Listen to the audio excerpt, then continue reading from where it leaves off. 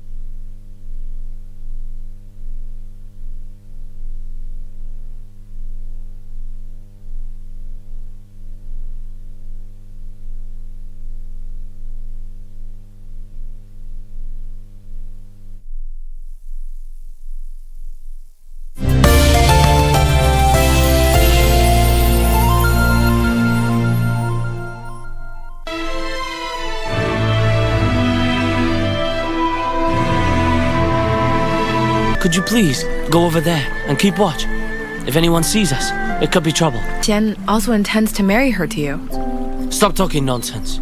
You know who I love. It's obvious. Man proposes with a wild goose. My brother was asking for your hand in marriage. Really? But the more I look at her, the more I think she's the prettiest. How dare you insult me like this? The heavens above will punish you for sure. I'll be straight with you today. I love you. I want to make you my wife.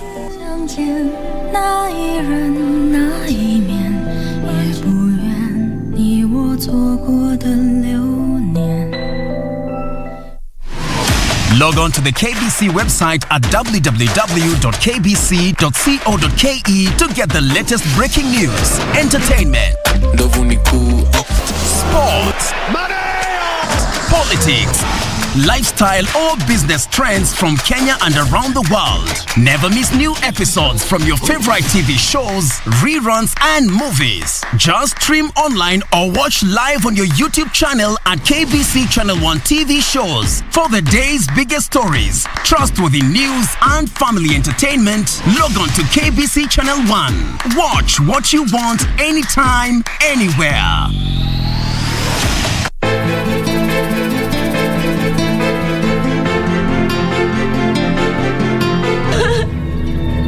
Hayo machozi yako ya mamba mimi hayanihurumishi hata kidogo.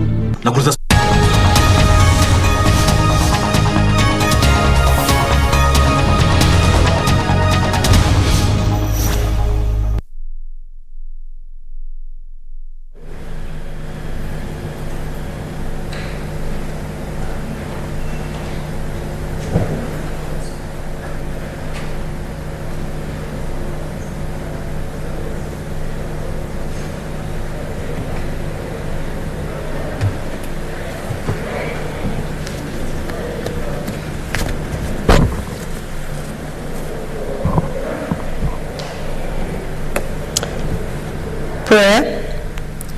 Almighty God, we beseech you to behold with your abundant favor and blessings as your servants whom you have been pleased to call to leadership positions in this republic. We seek guidance to treat and consider all matters that shall come under deliberations in so just and faithful a manner as to advance the peace, prosperity, and welfare of our country and of those whose interests you have committed to our church.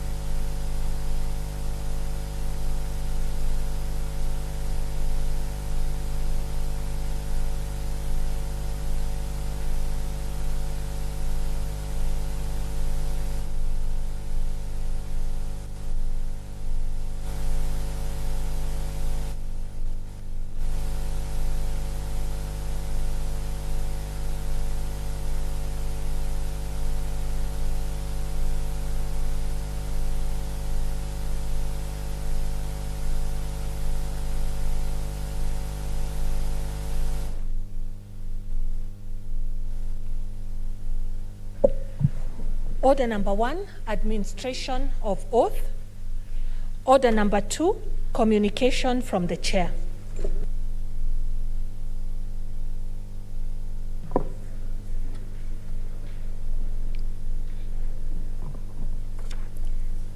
Honorable Senators, I have 2 communications to make. The first one is on the convening of part 4 for part 6 of the 5th session. Honorable Senators, it is my pleasure and privilege to welcome you from the short recess period. We commence part 6 of the 5th session of the Senate, which, looking at the order paper, would be equally busy, and in accordance with the calendar of the Senate, this part begins today and will run until Thursday, the 2nd of December 2021. Honorable Senators, at the rise of the House on Thursday, 21st October 2021, we had outstanding business across a spectrum of legislative business, bills, those are bills, motions, petitions, and statements, but the Senate, before the Senate, 1 bill scheduled for first reading, 20 bills at the second reading stage, 12 bills due for committee of the whole House stage, and there are further 23 bills which are undergoing the concurrence process pursuant to Article 110(3) of the Constitution. In this respect, I urge respective standing committees to table reports on the bills to facilitate speedy processing. There are also 50 petitions which are yet to be reported on by the respective standing committees that require immediate action, while statements referred to committees also require to be addressed pursuant to the standing orders. Honorable Senators, during the session before we proceeded on recess, we had severe quorum challenges. I urge the House leadership not to spare any effort to ensure that senators are present to vote during divisions and to prosecute their bills, motions, statements in a timely manner. I wish to recognize, though, the fact that the last 2 days were very busy and we got quorum and cleared the highest business we have ever done in a day. And I congratulate senators for that. Honorable Senators, I wish to remind you also that between today, Tuesday, 2nd November 2021, and Thursday, 2nd December 2021, we have 15 sitting days remaining to the end of this session. This translates to 60 working hours to conclude all pending business.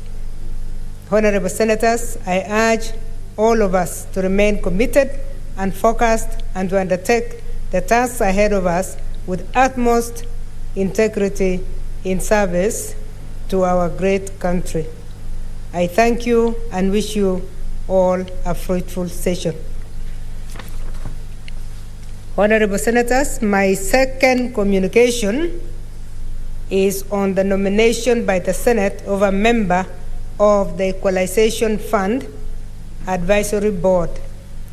Honorable Senators, as you'll recall, on 19th August 2021, via as a letter reference number IGFR/EF/01/TY/2, the National Treasury and Planning submitted to the Senate the Public Finance Management as Equalization Fund Administration Regulation 2021 for consideration.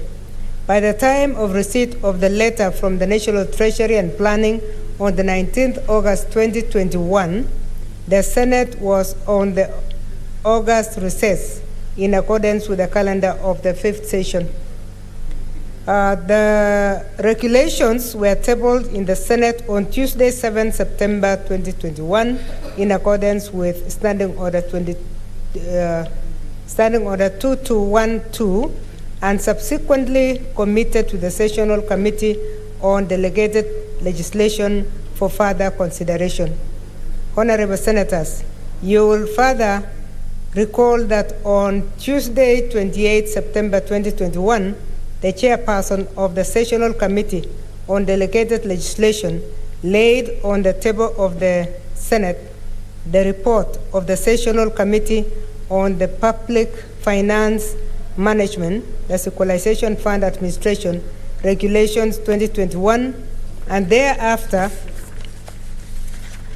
gave notice of motion for approval of the regulations pursuant to Section 2054 of the Public Finance Management Act.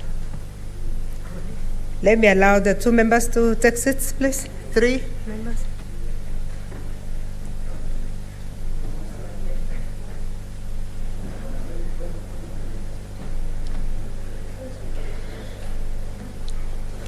Honorable Senators, as you are aware, Section 2056 of the Public Finance Management Act provides that, subclause 6, if a House of Parliament does not make a resolution either approving or rejecting any regulations within 15 sitting days after submission to it for approval, the House shall be deemed to have approved these regulations.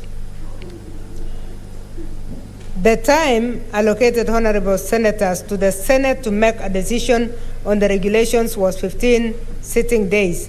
Following the tabling of the regulations in the Senate on the 7th September 2021, time started running on 8th September 2021 and lapsed on Tuesday, 12 October 2021. By close of business on Tuesday, 12 October 2021, the Senate had not voted to approve or reject the regulations. Consequently, by operation of Section 2056 of the Public Finance Management Act 2012, and the regulations having been approved by the National Assembly, the regulations were deemed to have been approved by Parliament.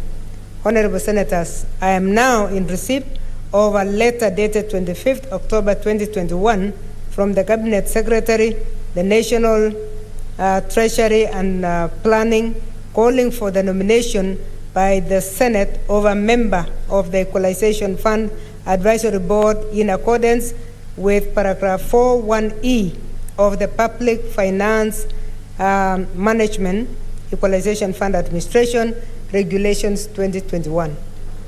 The Equalization Fund Advisory Board is established under paragraph 4 of the regulations. The key functions of the board are to A, advise. Let me allow the two members to take their seats, please.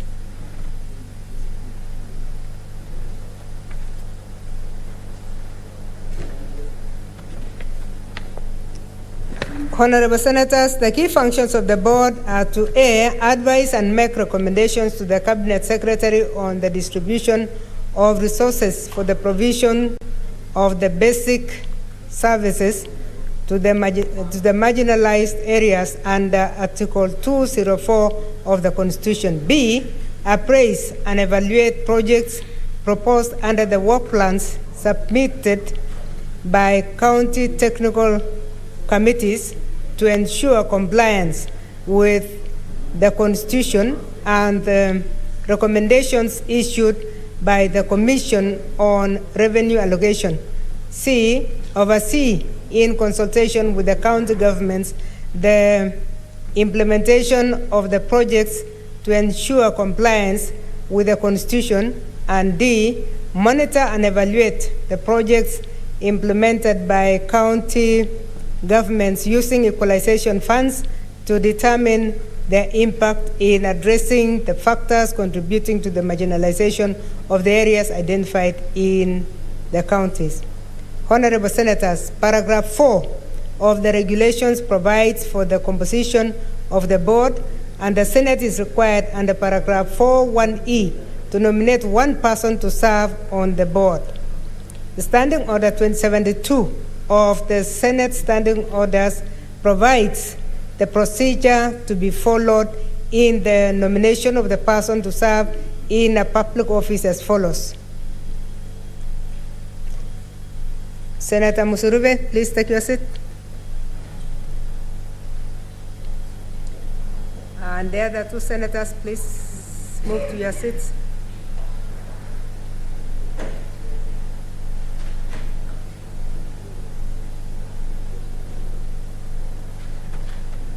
Take your seat, Senator Wako.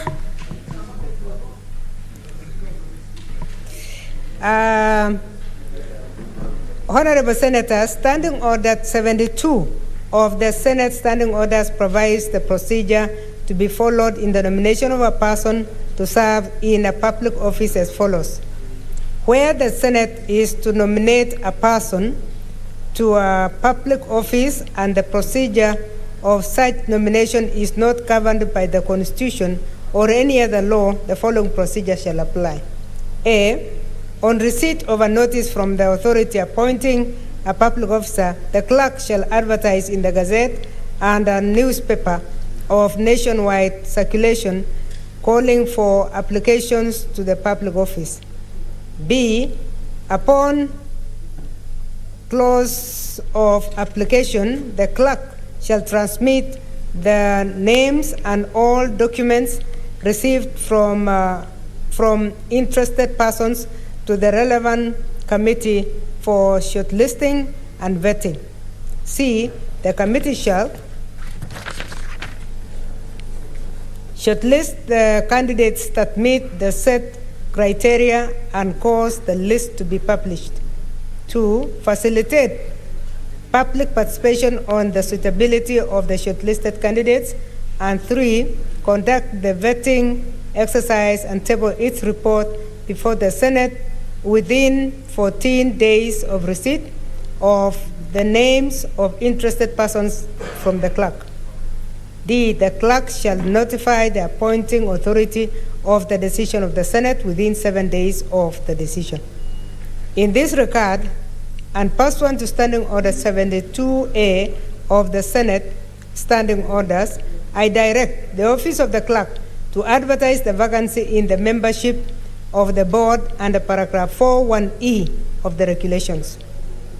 Honorable Senators, pursuant to Standing Order 72B of the Senate Standing Orders, the clerk is required, upon the close of the application period, to transmit the names and all documents received from the interested persons to the relevant committee in this case. In this case, the Senate Standing Committee on Finance and Budget for shortlisting and vetting. Pursuant to Standing Order 72B of the Senate Standing Orders, the Committee on Finance and Budget is required to A, shortlist the candidates that meet the set criteria and cause the list to be published. B, facilitate public participation on the suitability of the shortlisted candidates. And C, conduct the vetting exercise and table its report before the Senate within 14 days of receipt of the names of interested persons from the clerk. 14. And finally, the committee shall be expected to table its report upon the completion of the vetting exercise in this House in accordance with Standing Order 72C3 of the Senate Standing Orders, taking into account the provisions of the regulations and the standing orders. I direct that the Standing Committee on Finance and Budget tables its report in the House on or before Thursday, the 2nd December 2021. I urge the committee to exercise utmost circumspection and to uphold the letter and spirit of the Constitution in the conduct of this exercise. I thank you, Senators.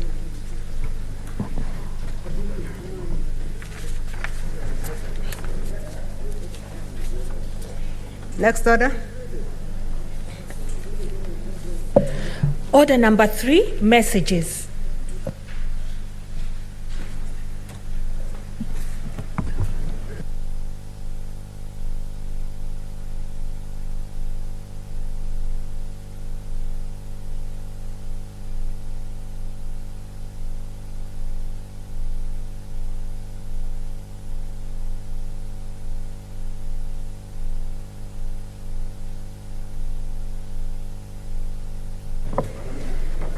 Order, members.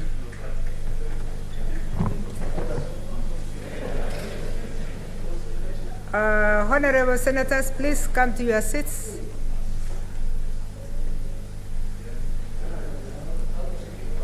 Honorable Senators, I have one message from the National Assembly. Passage of the Irrigation Amendment Bill, National Assembly Bills number 12 of 2021.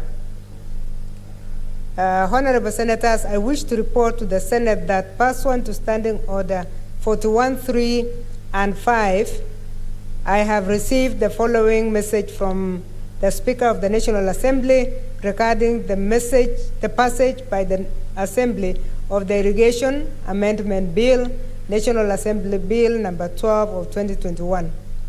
The message, which is dated Thursday, 21st October 2021, was received on 26th October 2021 while the Senate was on recess and was transmitted to all senators on 28th October 2021 pursuant to Standing Order number 41.5. Pursuant to the said standing order, I now report the message.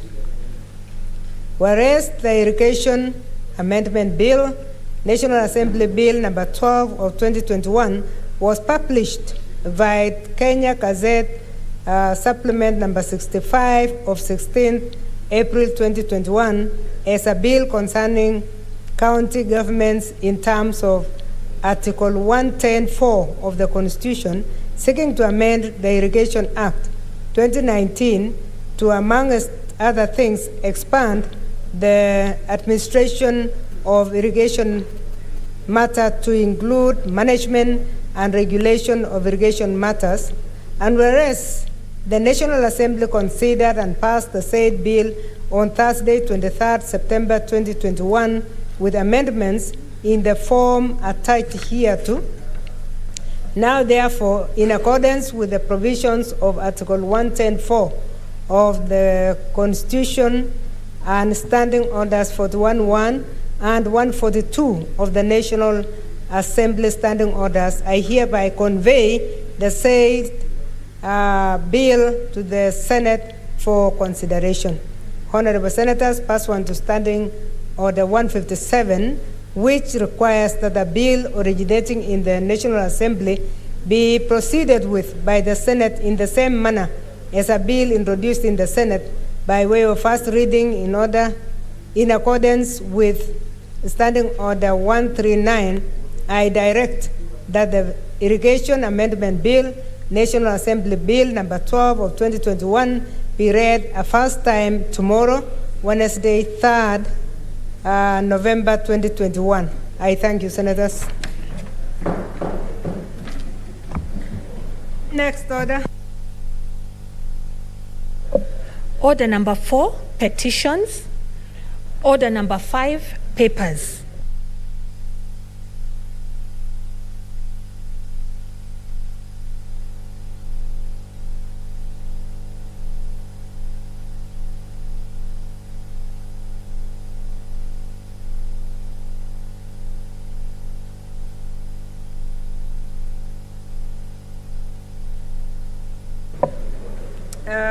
Honorable Senators, the first paper is from the Majority Leader.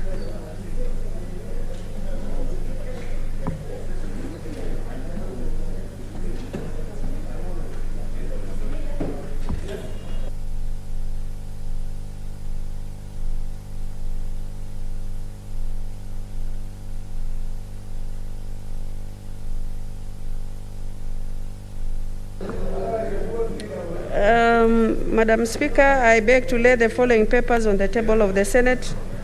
Today, 2nd November 2021, report of the Auditor General on financial statement of KBC County Executive Loans and Mortgage Fund for the year ended 30th June 2019. Number 2, report of Auditor General on financial statement of KBC Demonstration Farm Fund for the year ended 30th June 2019. Number 3, report of Auditor General on financial statement of the Kapenguria Water and Sewage Services Company Limited for the year ended 30th June 2019. 3, report of Auditor General on the financial statement of Laikipia County Assembly Car Loan and Mortgage Scheme Fund for the year ended 30th June. Finally, Irrigation General Regulation Legal Notice number 199 of 2021. I thank you.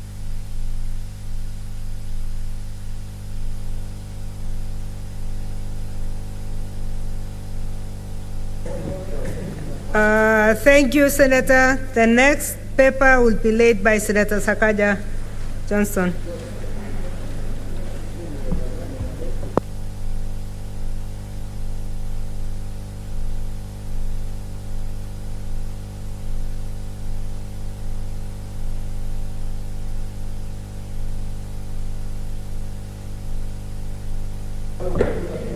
Thank you.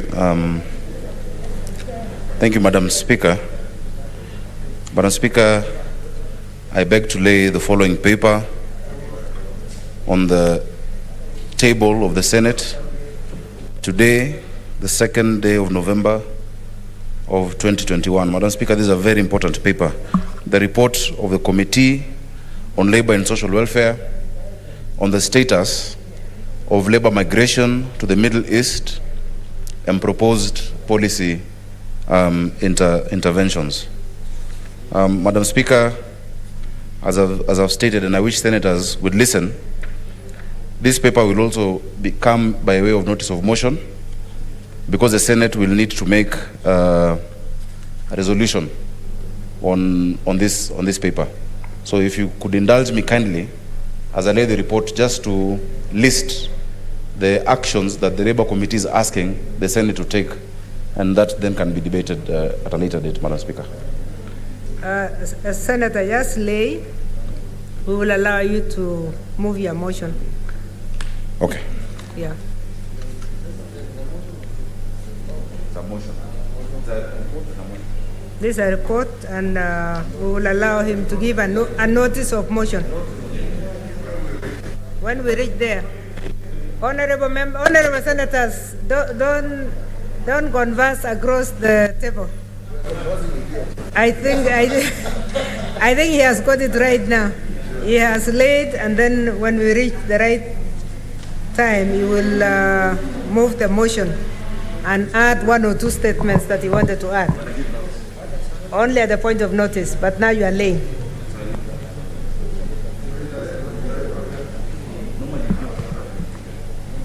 Next order.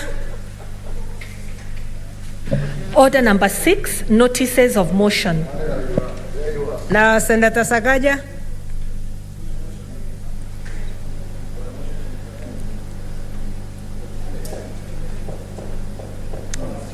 Before that, Senator Musurube, did you have anything before the?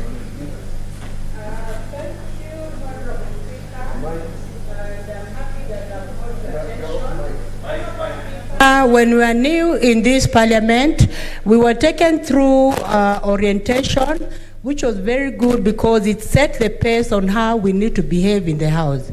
Honorable Speaker, I'm concerned that I've seen on 2 occasions our youngest senator in the House, Senator Isaac, has been crisscrossing from this side of the House to the other side of the House without observing the rules. And Honorable Speaker, probably it needs to come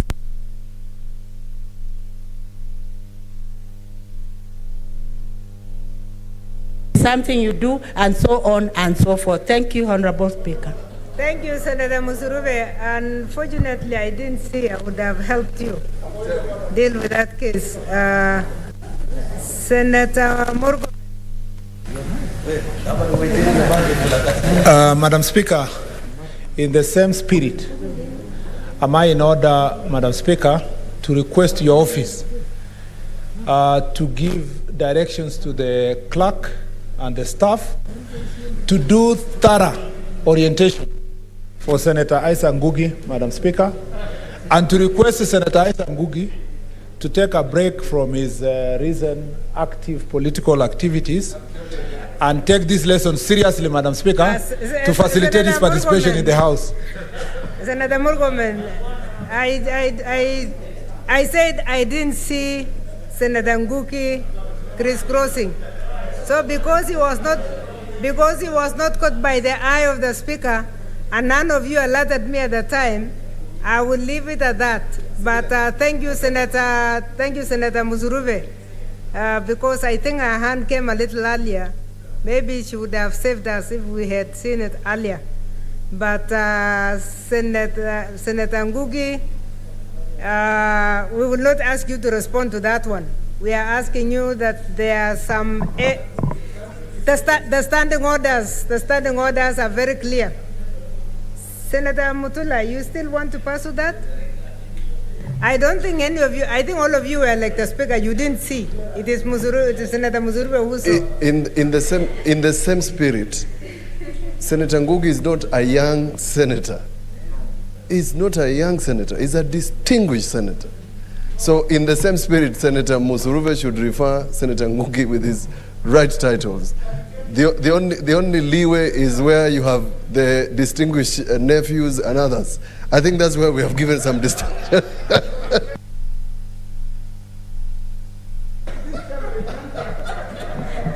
Honorable Senators, next order is notices of motion. Senator Sakaja Johnson, please come forward.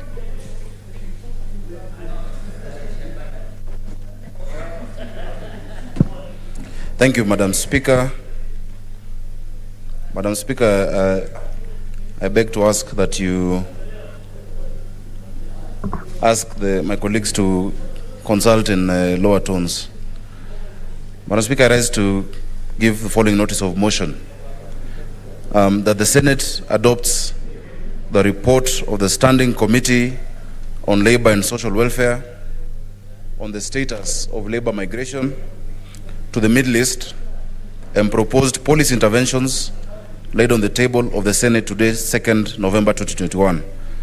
Madam Speaker, thank you for your indulgence for me just to give a brief summary of this. It's a very, very important motion that we're going to debate in the House. Madam Speaker, I sought your indulgence and you said I can give a summary at this point. What I would like to help you, Senator Sakaja, before your angle stops you, because he's determined to do that, is that we are going to list your paper tomorrow, and you will take as much time as you wish. Madam Speaker, yes. When I made the request to you, I understand, just allow me to make my point. I understand the standing orders and the provisions. Normally, when committees give their reports, they are given leeway to sometimes just briefly summarize, especially if it's a report on a petition. We want to give you the best. We want to give you the best time tomorrow. So you had said yes. That is why I was going ahead. But I stand guided. I'll do it tomorrow. I can even do it any other day. Tomorrow, but I would urge senators to take this opportunity to go through this report. Yes. It has far-reaching recommendations. Yeah. Madam Speaker, ordinarily, we would just table a report and leave it. But we want a resolution of the Senate because of the far-reaching interventions that you're proposing. Thank you, Madam Speaker. Yeah, I think let's allow it to be the order paper tomorrow. So I order the clerks because we are informed that it is very, very urgent, and the delegation would like to dispense of that statement tomorrow. So yes, this was accepted in the Business Committee, and that's why I allowed it to come. So my yes was, I got information from the House Business Committee that it's very urgent, and tomorrow it will be pursued. Next order. Order number 7, statements. Honorable Senators, statements, we have statements under Standing Order 48-1. The first one is by Senator Beatrice Kwamboka. She is not in. The second one is by Senator Isaac Nguki Kidwa.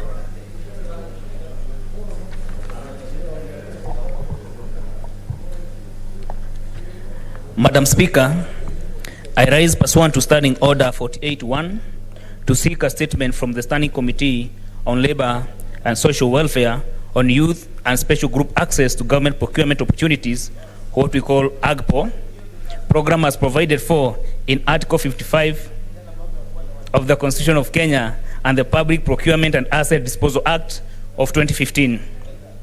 In the statement, the committee should, number 1, provide a breakdown of the registered number of micro and small enterprises owned by the youth, women, and persons with disabilities who participated in government tendering process in the last 24 months, stating the value and the number of enterprises which were successful at both the national and county governments.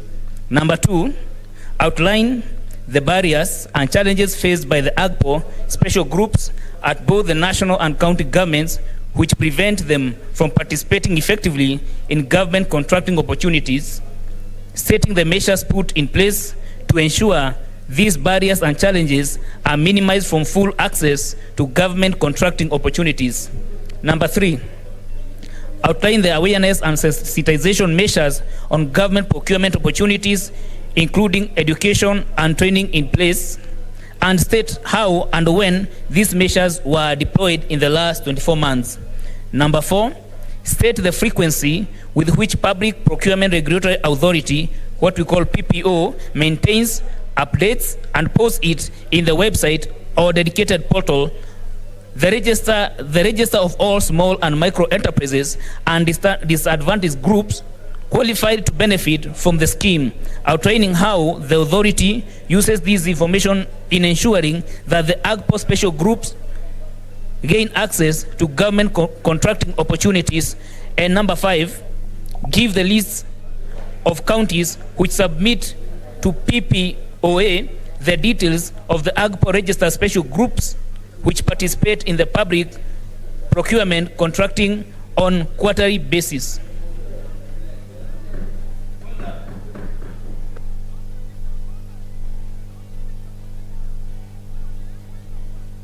Thank you, Senator. The next statement,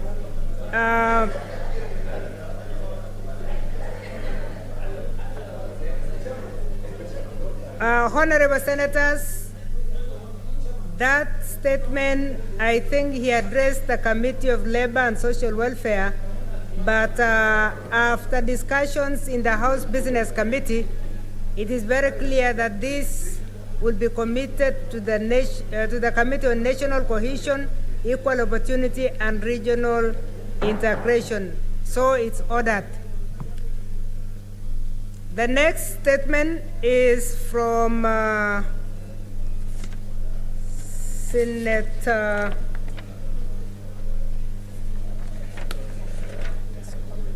Mutula Jr.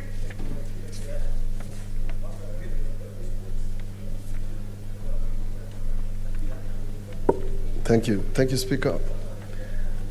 Madam Speaker, I seek a statement on the directive by the Cabinet Secretary, Ministry of Sports, Culture, Heritage, to the Sports Registrar to undertake an inspection of Football Kenya Federation and disbursements and administration of funds from the Sports, Art and Social Development Fund during the financial year 2019-2020 to date. Madam Speaker, pursuant to Standing Order 48.1, I rise to seek a statement from the Chairperson of the Standing Committee on Labour and Social Welfare regarding the directive by the Cabinet Secretary, Ministry of Sports and Culture and Heritage to the Sports Registrar to undertake an impromptu inspection on Football Kenya, FKF. In the statement, the Chairperson should state the following. 1.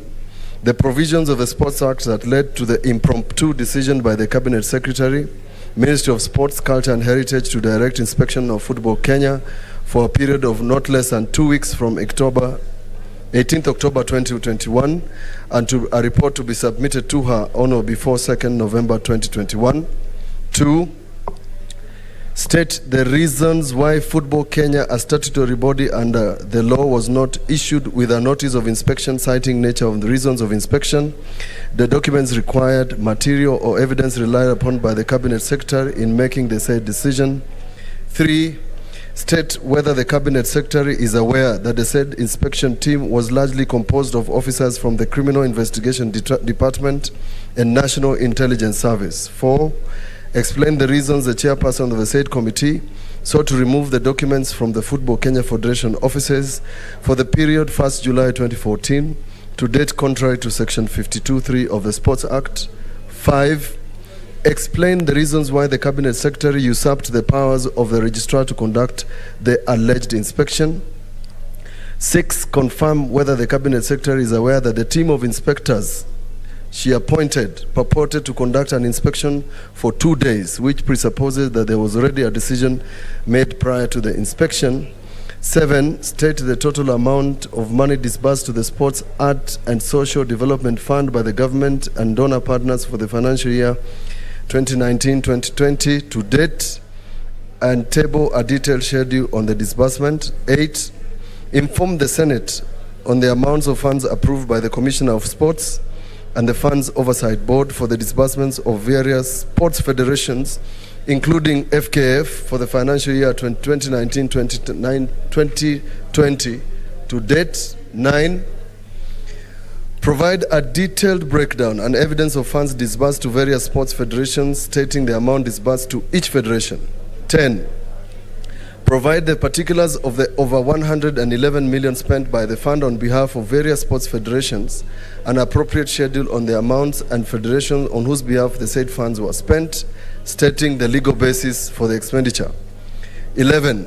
Make available the details of the disbursements made directly or through sports federations to support the national teams to participate in various competitions in the financial year 2019-2020 to date, including particulars of payments made by way of mobile money transfer or through bank accounts. Last, table details of the sums purportedly advanced to the national teams amounting to 433,500,000 on 27th of October, while the Football Kenya Federation records indicate that the money sent to them between 2019 to 2021 is 355,512,205. Thank you, Madam Speaker.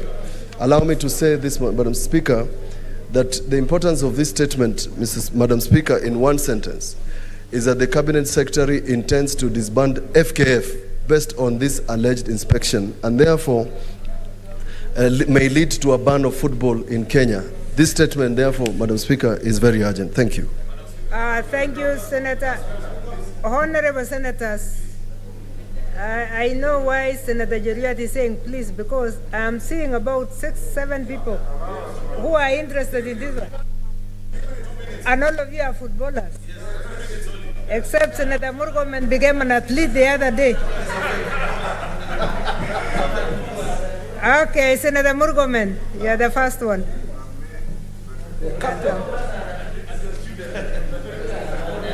Madam Speaker, for the record, I'm the captain of the Senate football team and the vice captain of the football team in Bunge. And Madam Speaker, this is a sector that I take so seriously, especially the sports sector. We have a problem in the Ministry of Sports and the management of sports in this country. We have a problem in terms of Kenya, where it places sports. Even though we pay lip service to our message that we want to sort problems affecting youth, we put little resources on the sports sector. And the statement that Senator Mutula Kilonzo has come with, we would like to know how much of the sports fund is being used for sports. Because we are told, Madam Speaker, that billions of money that was meant for sports are now being used in universal health care instead of being used where we deserve. Now, we are told that the ministry wants to investigate FKF and particularly single out only FKF, but they cannot demonstrate to the Republic of Kenya how much resources have been put to FKF. We cannot ask to receive that which we have not invested, Madam Speaker. And I want to request, look at the question of banning of stadium. Look at the issue, Madam Speaker, of building of extra 9 stadia in this country.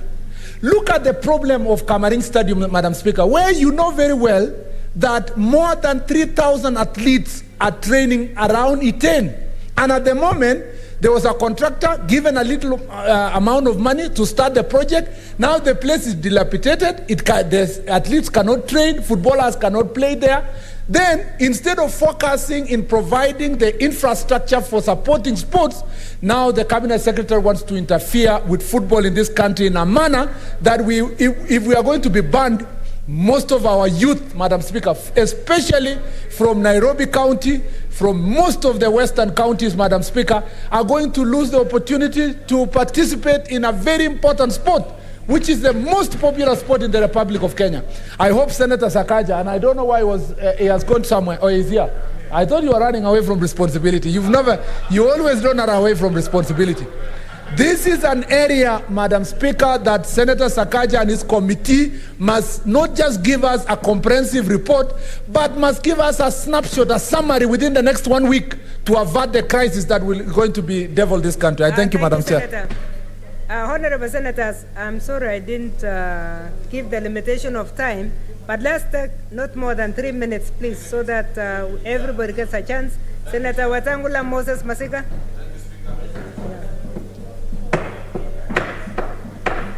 Thank you, Madam Speaker. Madam Speaker, how times change. When Senator Murkomen was majority leader, he would never allow us question where the stadiums were. But now I'm happy that he's seen the light and he knows there are no stadiums. Madam Speaker, this question is very important.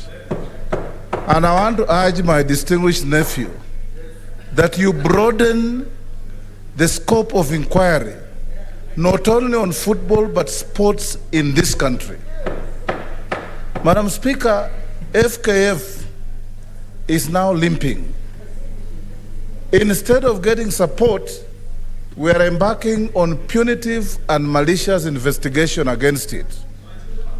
I would want us to be told how much money has been set aside for football in this country, how much is going to FKF, and how much is going to the grassroots branches of FKF. Because we have a lot of teams that are playing second-tier football out there, Madam Speaker, that are really struggling when there is a budget line for support of football. In addition to that, Madam Speaker, I want to encourage my distinguished nephew, the Senator for Nairobi, that also to look at the management of athletics and explain to this country and this House why mandarins of athletics fly to Olympics first class when our gold-winning athletes go on economy class. and are given small pittance and put in dormitories when non-runners are staying in 5-star hotels. When other countries, when they take the athletes to the Olympics, to the Commonwealth, World Games, they are treated like national heroes, Madam Speaker. Our athletes here bring fame and glory to this country through personal initiative. No support from the state. And we want to have a blueprint and a policy statement coming from a committee that is chaired by a very illustrious nephew to yours truly, that these things must change. Thank you, Madam Speaker. Thank you, Senator Cheruiyot Aaron Kipkurui.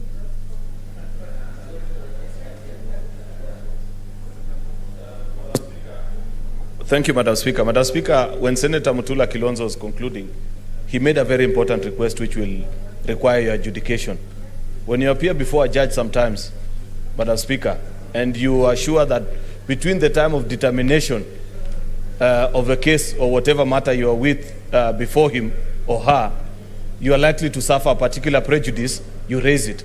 Senator Mutula Kilonzo brought to your attention that the CS for Sports is about to make such a disastrous decision that will affect future generations of this country. If she goes ahead and does the act of suspending FKF or trying to illegally remove from office those officials, we are likely to be banned.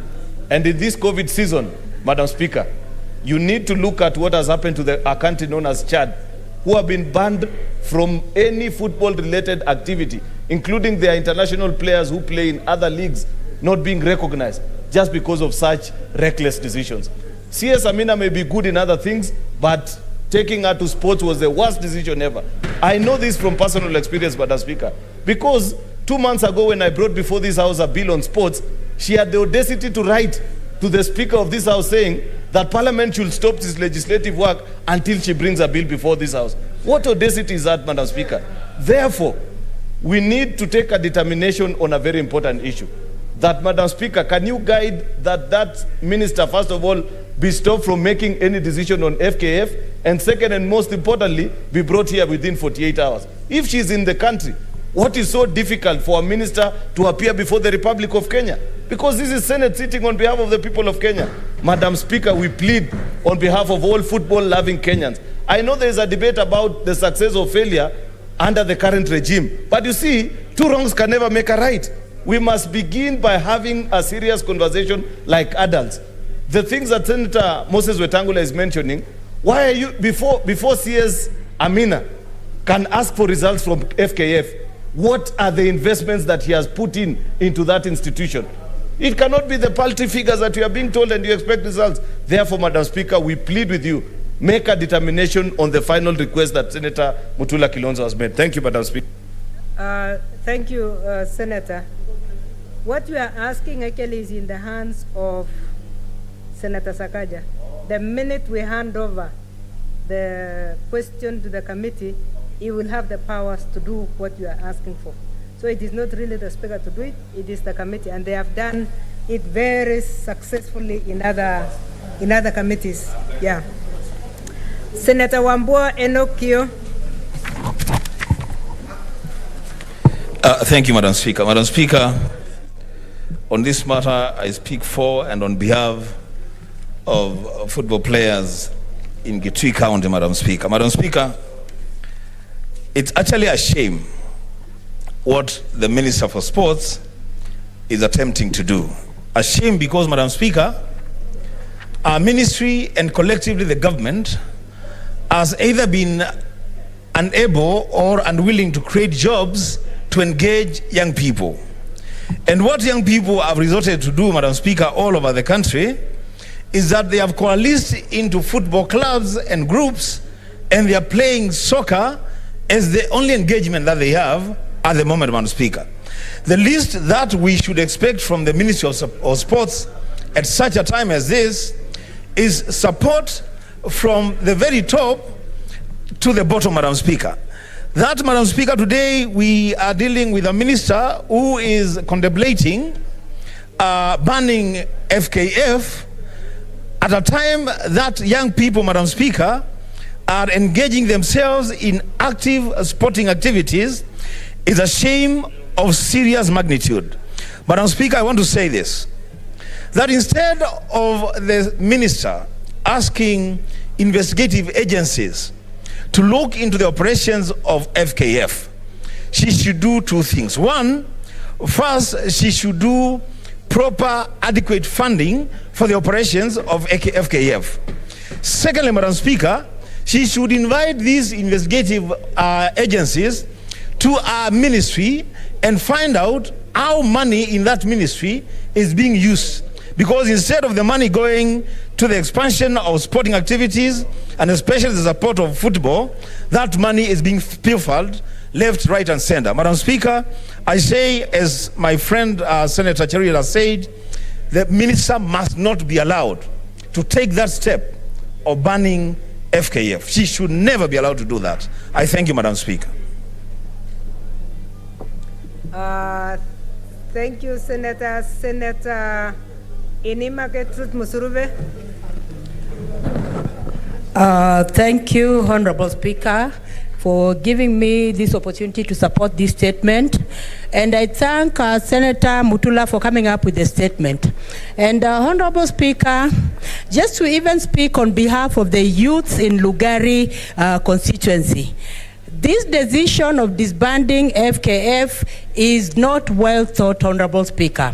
And I want to give an example of what I went through when I was holding the Musuruve tournament, that is for identifying talent among youths and nurturing talent.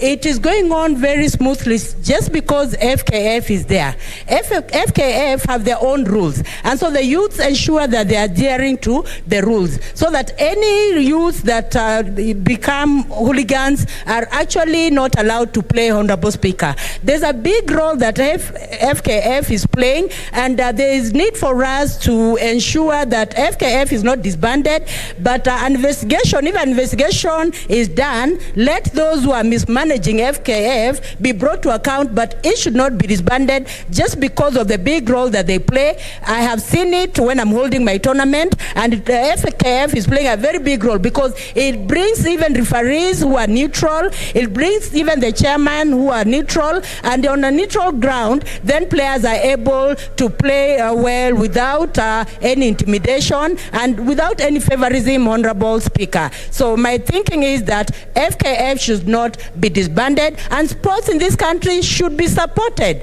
Honorable Speaker, especially the youths in Lugari. I've seen them very active during my tournament, and it is something that is commendable. So the government should bring in more money and support for football, because even women are playing football, Honorable Speaker. Thank you. Senator Gerard Gay Samson.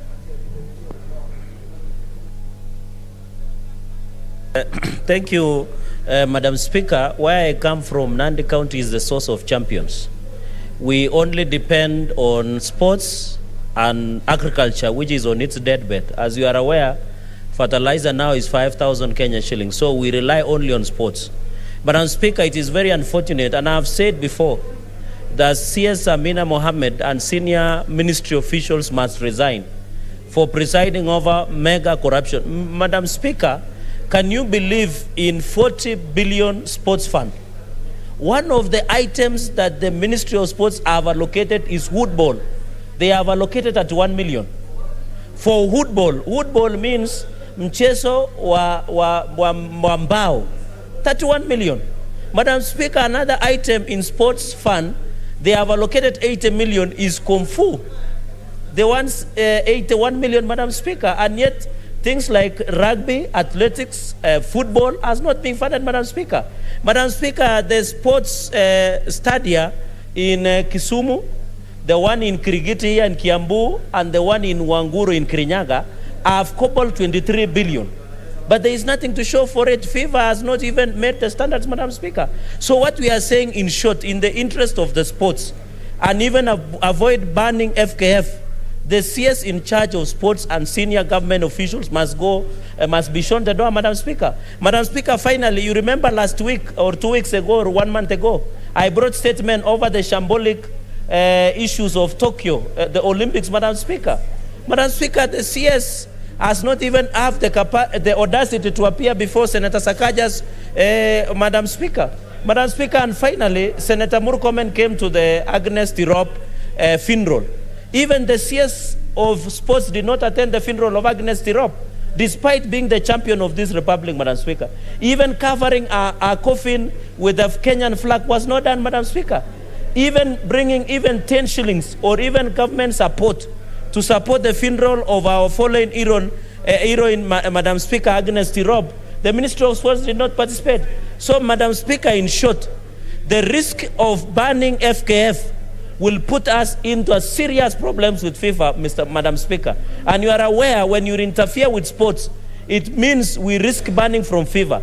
What does it translate? Many young Kenyans who are hustlers, who hustle through football, Madam Speaker, will not have an opportunity to be able to play in the local league and have enough an opportunity. Madam Speaker, I request, because there is a statement of athletics before Senator Sakaja's committee that I brought on the shambolic Tokyo Olympics. Madam Speaker, finally, you saw under 20 champions. Even the celebrated Ferdinand Omunyala, because the NOC officials and ministry officials were busy taking selfies, they could not allow the coach of Ferdinand Omunyala into the stadium because the list of NOC and other officials were busy in the stadium, Madam Speaker. So I want to challenge, Madam Speaker, that Amina Mohammed, the CS and senior officials, be fired by the President Uhuru Kenyatta and be given lighter duties. I think that is why she can do better there. But we must agree that FKF should not be banned. He should tell the country how much money he has invested in football, in athletics, in rugby, and in volleyball to give a better results in this republic. I thank you, Madam Speaker. Thank you, Senator Imana Malaki. Charles. Thank you, Madam Speaker, for giving me the time to also support this particular statement. Madam Speaker, as other honorable members have said, athletics in this country is very important, especially for young, especially because of the fact that they don't have jobs. They need something to expend their energies so that they do not create havoc. So to try to avoid athletics or to avoid games in the country is tantamount to just leaving those particular young people without any avenue for their strength and for their activities. Madam Speaker, I also want to speak on another aspect, the aspect of tribalism. I want to bring this to the attention of the House and to the attention of the country and to the attention of the trainers, wherever they may be.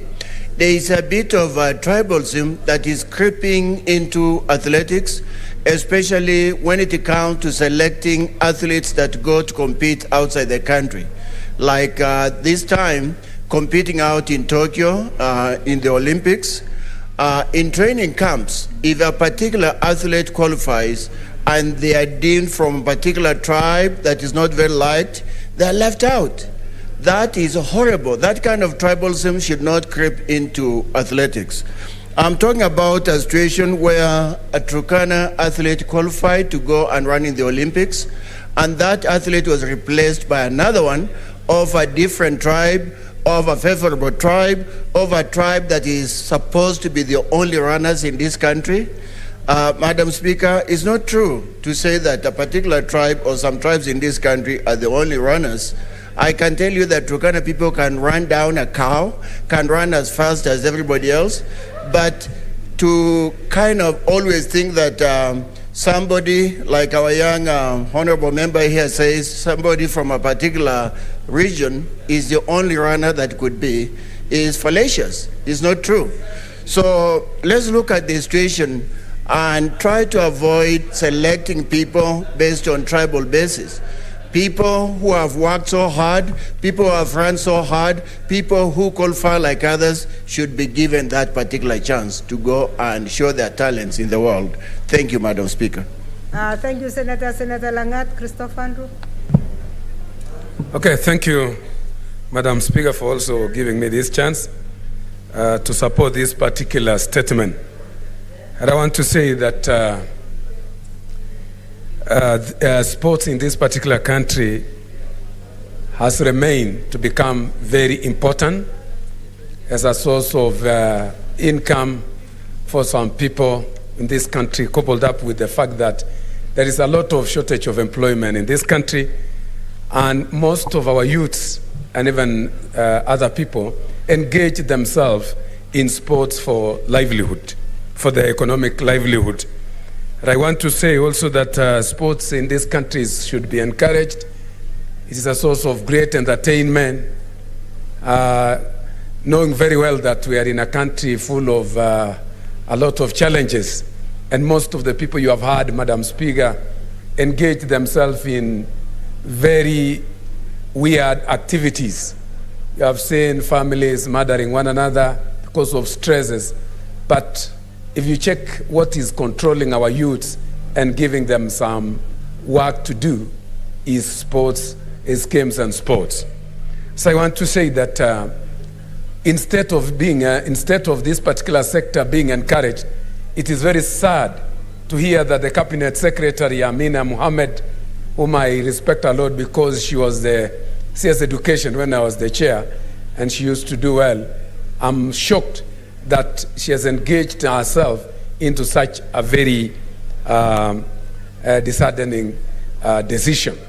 So I want to say, banning Football Kenya Federation is unwelcomed at this particular moment.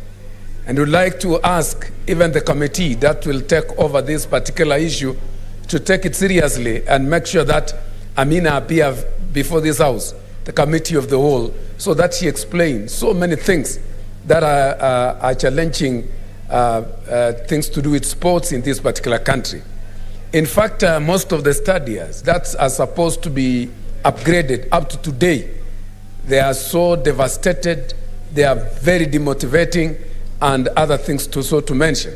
So I want to say that I support this particular statement, and I would like to ask most of the CSS to be consulting so that they get proper information instead of making street statements that affect Kenyans very seriously.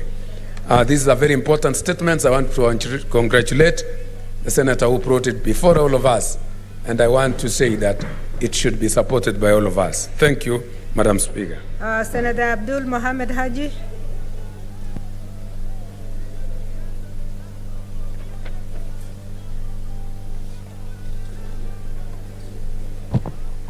Thank you, Madam Speaker.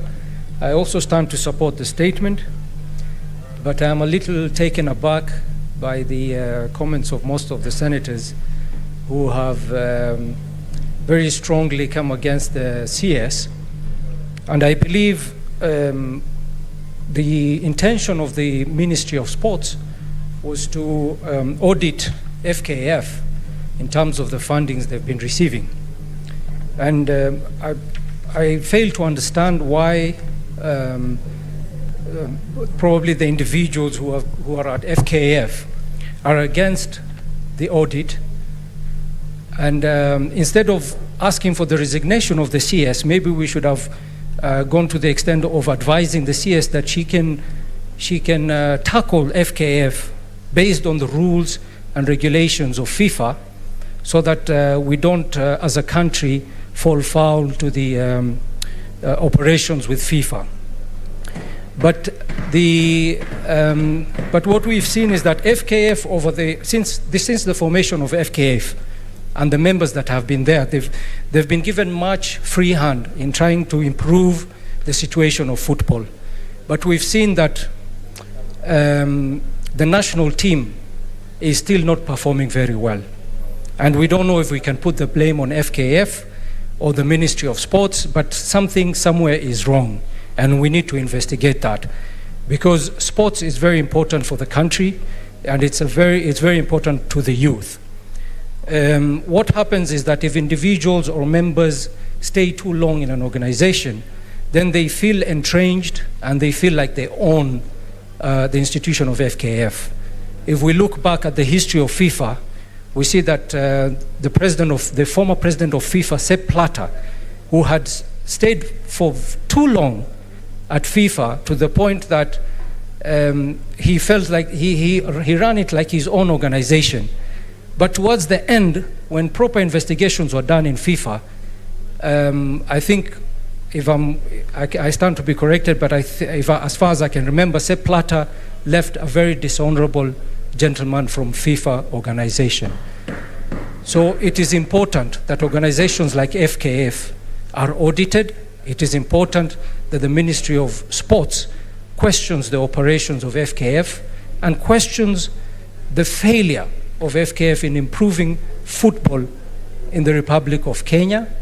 And we are waiting for the day Harambee Stars will perform to make this country very proud in Africa and the world very soon. Thank you very much. Thank you, Senator. Finally, Senator Sakaja Johnson Ada. You can also commit yourself as the chair of the committee. Thank you, Madam Speaker. As you've stated, as chair of this committee, I take note of the statement that has been requested and the sentiments of members and the urgency in this issue. Indeed, I must commit that my committee is very, takes this matter very seriously. Just this past week, we've been touring some of our stadia. We're in Bomet, we're in Kericho, Green Stadium. We looked at what's happening, but we're really concerned about all the federations, Madam Chair. So without being prejudicial as to the action we will take, I want to state that, first of all, in terms of, from a policy point of view, I think audits are welcome everywhere, but they should not be used as a tool for anything else. All federations must be audited when the resources come from the national government or the section that comes from the national government. But as Speaker, what we'll commit to do, and I would urge you to give us, the strength of your chair, is, Madam Speaker, we'll immediately send out the letter so that any action, because, Madam Speaker, any action that can be taken, which would be, can prevent Kenya or rather can cause a ban, cannot be taken by an individual. That action cannot be taken by a cabinet secretary or by a permanent or a principal secretary. So we're asking that before, and without preempting any actions by the cabinet secretary, before we sit down with the CS, and we're going to invite the CS urgently for Thursday, to come to the committee. I know they'll last for 7 days, but with your direction, they can come on Thursday, that between now and then, they need to put brakes on whatever action they want to take.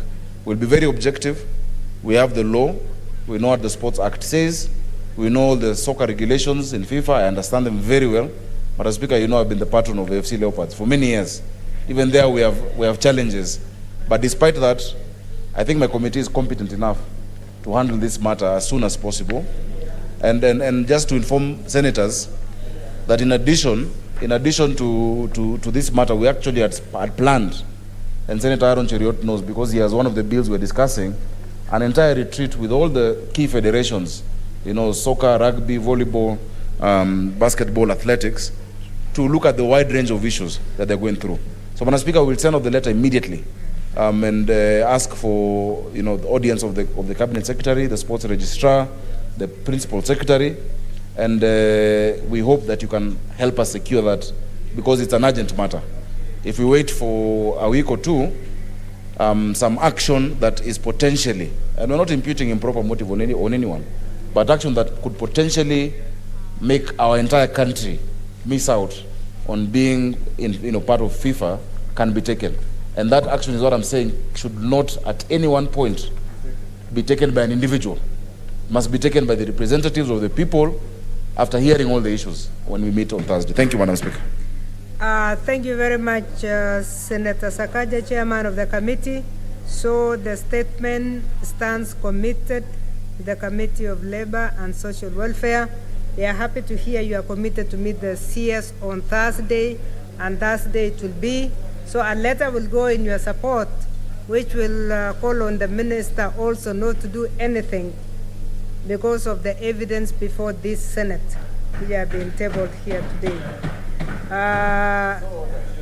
I would like to go for another statement that is related, so that, but I don't expect any contributions on this one, by Senator Aaron Cheriot.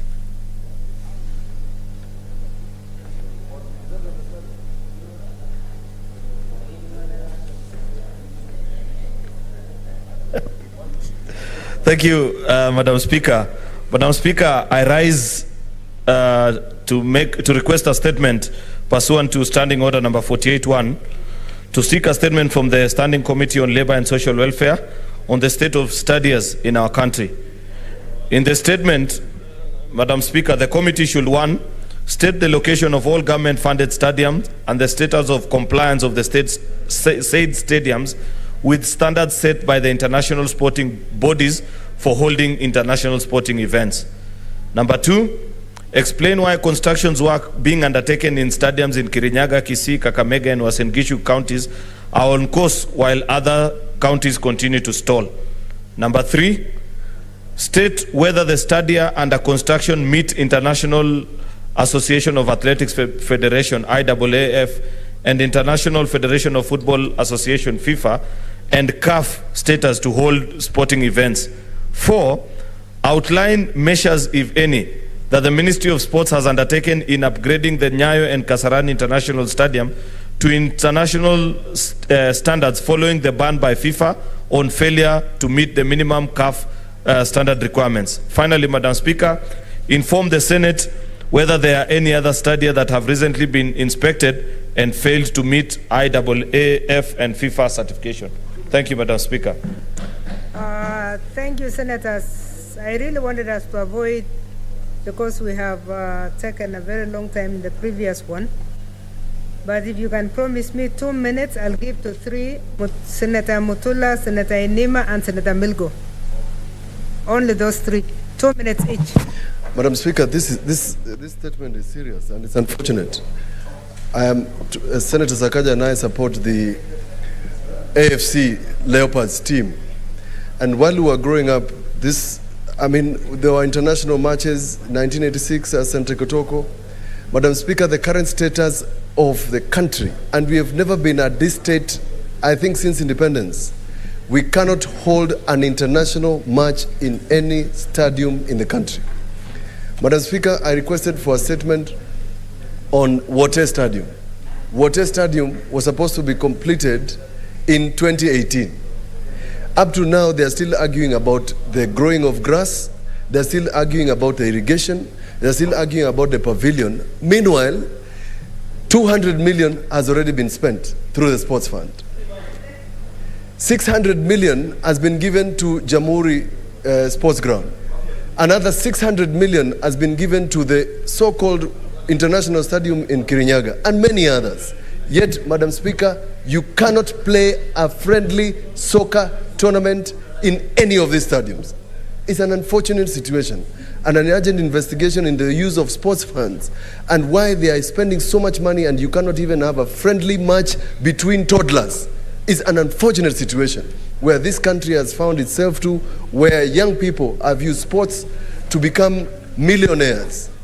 We have used through the Ministry of Sports, we have impeded the growth of a sport where Kenyans used to market themselves out there in the world. Thank you, Madam Speaker. Senator Inima, 2 minutes. Thank you, Honorable Speaker. And I support this statement by Senator Cheriot.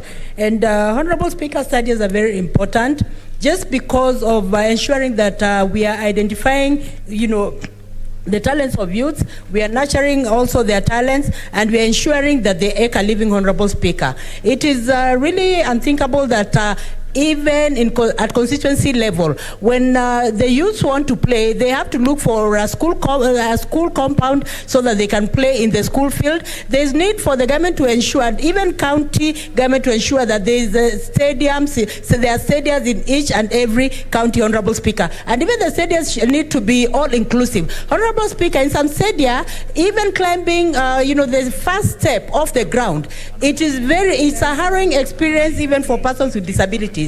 I've had instances when I have to be lifted to reach even the first step of the stadia. And also, Honorable Speaker, some of these stadiums also that are in existence do not have provision for accessibility for persons with disabilities. You'll find that some of them do not have ramps, and some that have ramps, you'll find that the ramps are too steep, that they're not even okay for persons with disabilities. So I hope that this issue of stadia will be taken seriously, and also in Lugari, those youths in Lugari should be able also to play in a stadium, Honorable Speaker, because they are talented, they don't want to be idle, and they want to be supported by this government, Honorable Speaker. This is something that should not be taken lightly, Honorable Speaker. Thank you for the opportunity. Thank you, Senator Milgo.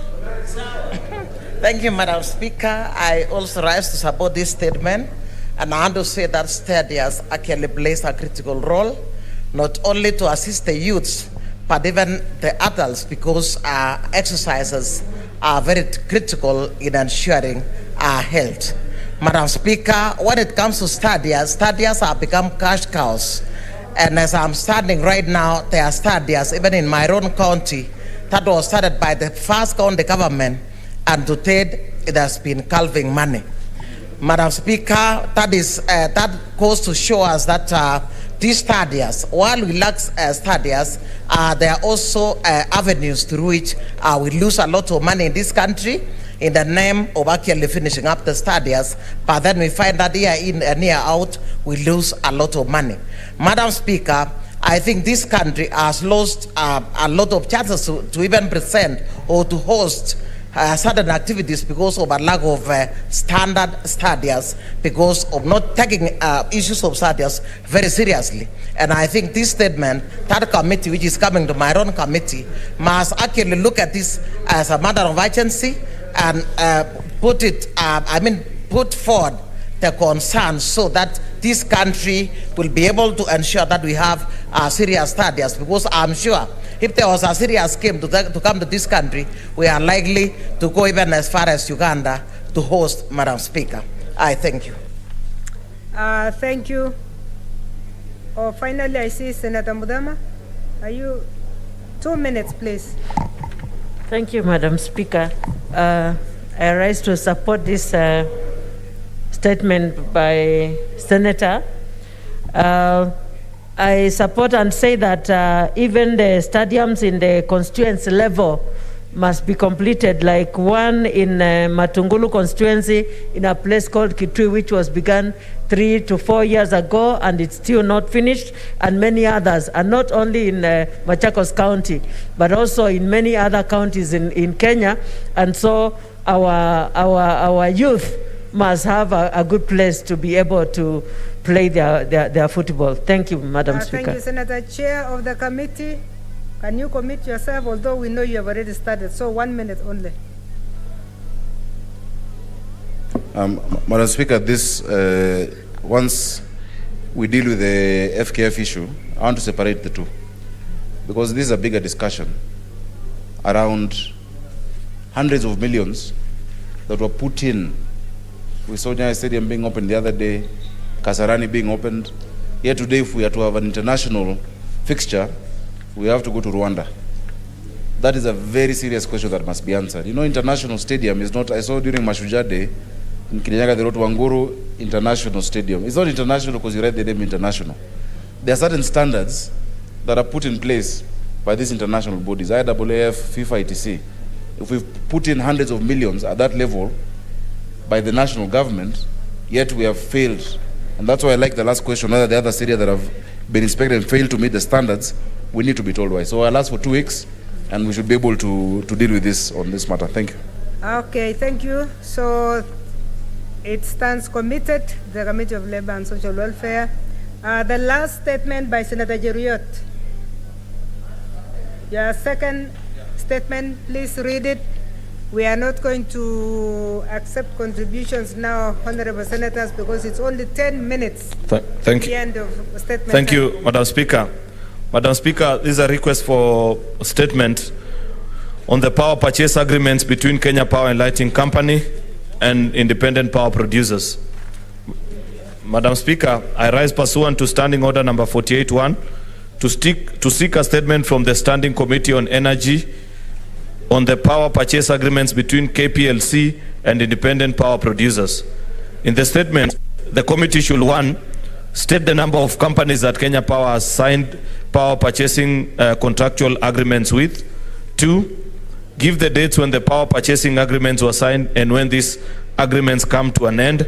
3, state the cost at which Kenya Power procured electrical power from each of these IPPs from KenGen, and from KenGen in the last 24 months and stating the selection criteria used.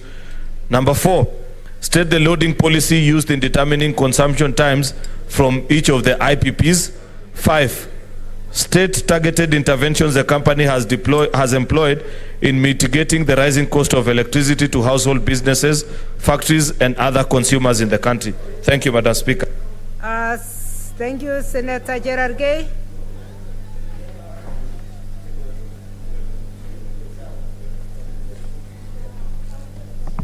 Mambo ya Kericho.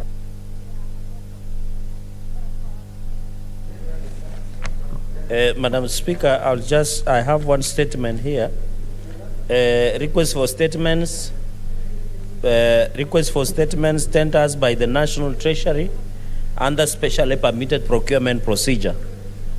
Madam Speaker, I raise pursuant to Standing Order 48-1 to seek for a statement from the National Standing Committee on Finance and Budget regarding award of tenders by the National Treasury under the specially permitted procurement procedure. In the statement, the committee should address the following. 1, appraise the Senate on the number and the nature of tenders for government projects awarded for the financial years 2019-2020 and 2020-2021 under specially permitted procurement procedure. Number 2, inform the Senate on the total amount of money committed to tenders awarded under the specially permitted procurement procedure for the 2 financial years. Number 3, explain how the awarded tenders qualify as tenders in the public interest or the interest of national security as contained in the procurement law in order for them to have been awarded under this special category. Madam Speaker, number 4, state the role of state security agencies and organs in the award of such tenders. And finally, Madam Speaker, list, if any, tenders for the government projects under private-public partnership, like LAPSET, that have been awarded through this restricted tendering method for the financial years 2019-2020 and 2020-2021 financial years. I thank you, Madam Speaker. The next statement is by Senator Enoch Wambua. You have 2 statements. Please start with the electoral boundaries one, and we end with the student unrest, just in case I have 2 minutes to allow. Thank you, Madam Speaker. Madam Speaker, I request that you give direction to the Senator Kajwang to stop the Kamkunji and then focus on this. It's an important statement. Honorable Senator Kajwang, why are you attracting a lot of attention today? Thank you, Madam Speaker. Madam Speaker, I rise pursuant to Standing Order 48-1 to seek a statement from the Standing Committee on Justice, Legal Affairs and Human Rights regarding the status of preparedness for the upcoming general elections by the Independent Electoral and Boundaries Commission. In the statement, the committee should, 1, outline the measures that the IEBC has put in place to guarantee a free, fair, and credible general election in 2022. 2, state the firm that has been awarded the tender to print ballot papers and whether due process was followed, including due diligence, before awarding the tender. 3, explain circumstances that led to the IEBC signing a contract on electoral data collection and storage with a French firm without a clause on the right of access or transfer of data after the elections. Number 4, state the amount of money the IEBC has been paying to the contracted firm to access data for each by-election that has taken place after the 2017 general election. And 5, enumerate individuals and or organizations, if any, that have the rights of access to the Kenyan electoral data. I thank you, Madam Speaker, And with your permission, I will move on to the second statement. Yes, let me move to the next statement because I want to allow the next statement. We have only 5 minutes and I wanted to give contributions that touch on this student unrest because I hear a number of you would like to say something. So yes, next statement, please. Thank you, Madam Speaker. You have given direction, but Madam Speaker, I will be asking if they may want to comment on two of the statements. No, that will be fine. So, Madam Speaker, I rise pursuant to Standing Order 48.1 to seek a statement from the Standing Committee on Education regarding the ongoing student unrest and rising cases of fires in secondary schools across the country. In the statement, the committee should, 1, investigate the factors behind the ongoing unrest in schools, such as Buruburu girls, Chavakali boys, Moi girls in Marsabit, and Singalame boys, among other secondary schools, that have led to dormitories being set on fire, causing injuries to numerous students, including one reported death. 2, outline the proactive measures the Ministry of Education has put in place, if any, to ensure a smooth learning environment in our schools. And 3, state the measures the ministry will put in place to ease the pressure on learners occasioned by the prolonged school calendar aimed at recovering time that was lost last year when schools were shut due to the COVID-19 pandemic. Madam Speaker, I submit.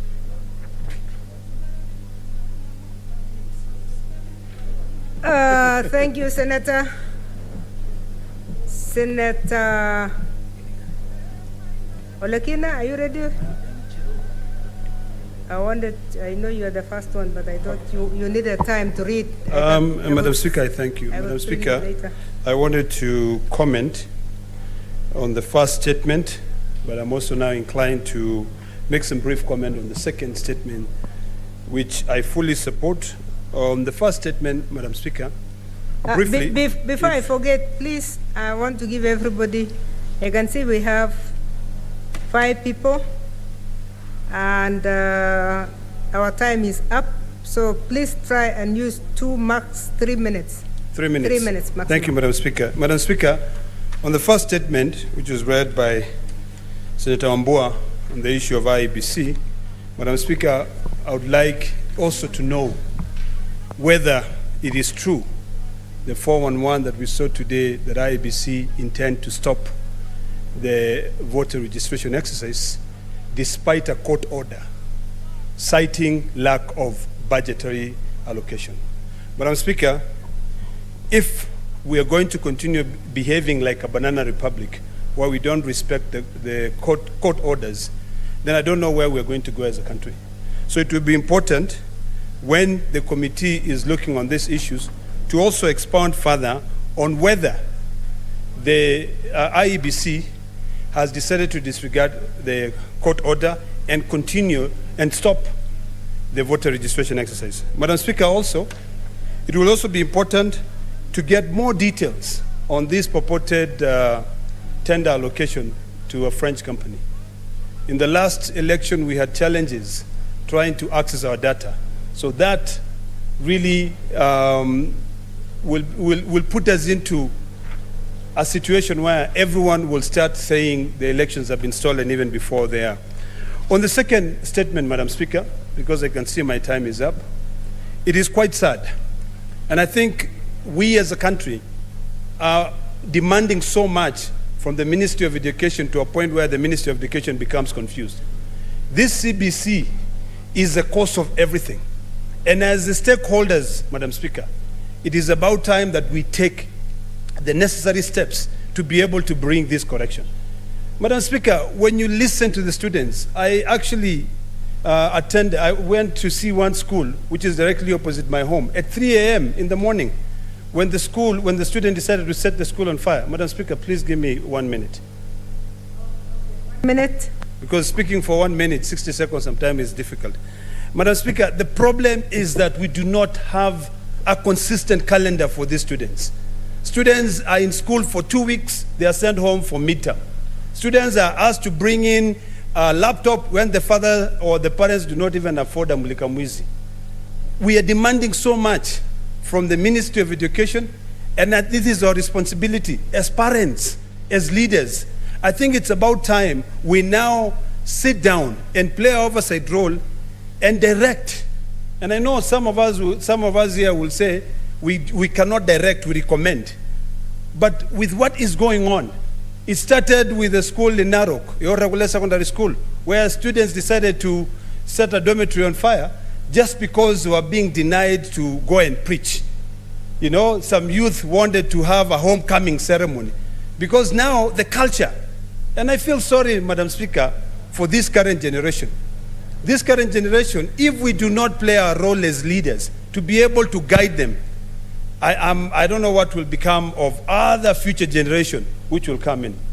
The current generation is so entitled. We have made them entitled. You know, we are guilty.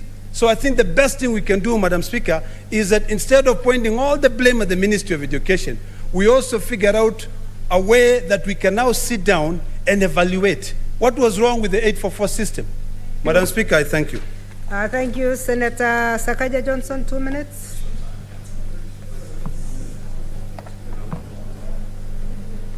Speaker, 2 minutes is so difficult, but I'll try. Madam Speaker, I have currently 19 girls hospitalized at Metropolitan Hospital in Buruburu, around the area, and 16 at Jama Hospital. 63 in total have been hospitalized because of the fire that broke out on Sunday at 4:30 p.m. One of the hostels is called Kingdom Hostel. But before that fire broke out, there had been communication to the principal, Mrs. Caroline Maina, about some discontent on the pressure on the Form 3 girls who are being, categorized according to performance. There's something wrong with how we are dealing with, our students at that age. And this pressure, we have a mental health breakdown. The pressure that we're putting upon them, I think something needs to be done. I am meeting with the regional director of education together with the principal and the board of this school, not just to address what has already happened, but to get a feel of what we must do to the other schools. Because the problem when you start reporting on these fires, the peer pressure. Another school says, oh, have you seen Buruburu Girls? And Buruburu Girls is, when I was in high school, it was a very popular school. We used to call it Burumambao. So have you seen Buruburu Girls have banned? When are we banning ours? And the peer pressure, and it starts a series. In fact, I would ask the media, I don't know how to limit how they report on this, because when other students see it, then they also want to do it because it is now cool to do it. So it's very unfortunate, Madam Speaker. And it was so sad when I saw the girls jumping out of windows. That level of distress, that level of fear in their eyes, and when there's a fire and she's on the 3rd floor. So I'm really, I really want to say sorry to the families and to the parents of these students for what they went through. Madam Speaker, on the first issue, and once I do it, I'll report. Even before the Committee of Education looks into it, I'll report as Senator for Nairobi. Because these girls are my students, these schools are mine. I'll invite members who want to accompany me to have this discussion before waiting for the relevant committee. On the first statement, I think I'd like to get more details because, Madam Speaker, even our courts must give rulings that are practical. If you tell me to do a service, that I extend voter registration, and I don't have money to pay these clerks, in the same ruling, you should also direct Treasury to give us money, or to give the IBC money. Madam Speaker, we have less than 10% of people who've registered. There is apathy. The messages that has gone out are not inspiring to these young people. We need to relook at it, but the same ruling... Senator Lakina, I didn't want you to interrupt because I've given him 1 more minute. Yes, just to finish on that. 3. The same ruling, we must respect court orders, but court orders must also be practical. If they actually don't have the resources, that's a point of information. If they actually don't have the resources, let the Justice Committee be able to tell us how much more, because we want not just for 1 week. Is that point of information? Madam Speaker, we don't want just for 1 week. What is out of order? I hope. Madam Speaker, we have 3 arms of government, and courts decide based on their facts. That is no, Madam Speaker. I just want to know. Is it in order for the distinguished senator, the future governor of Nairobi, to come out here and cast aspersion on the judiciary, which rules based on facts that they are given on the table. The judiciary does not know what the budget of the IEBC is.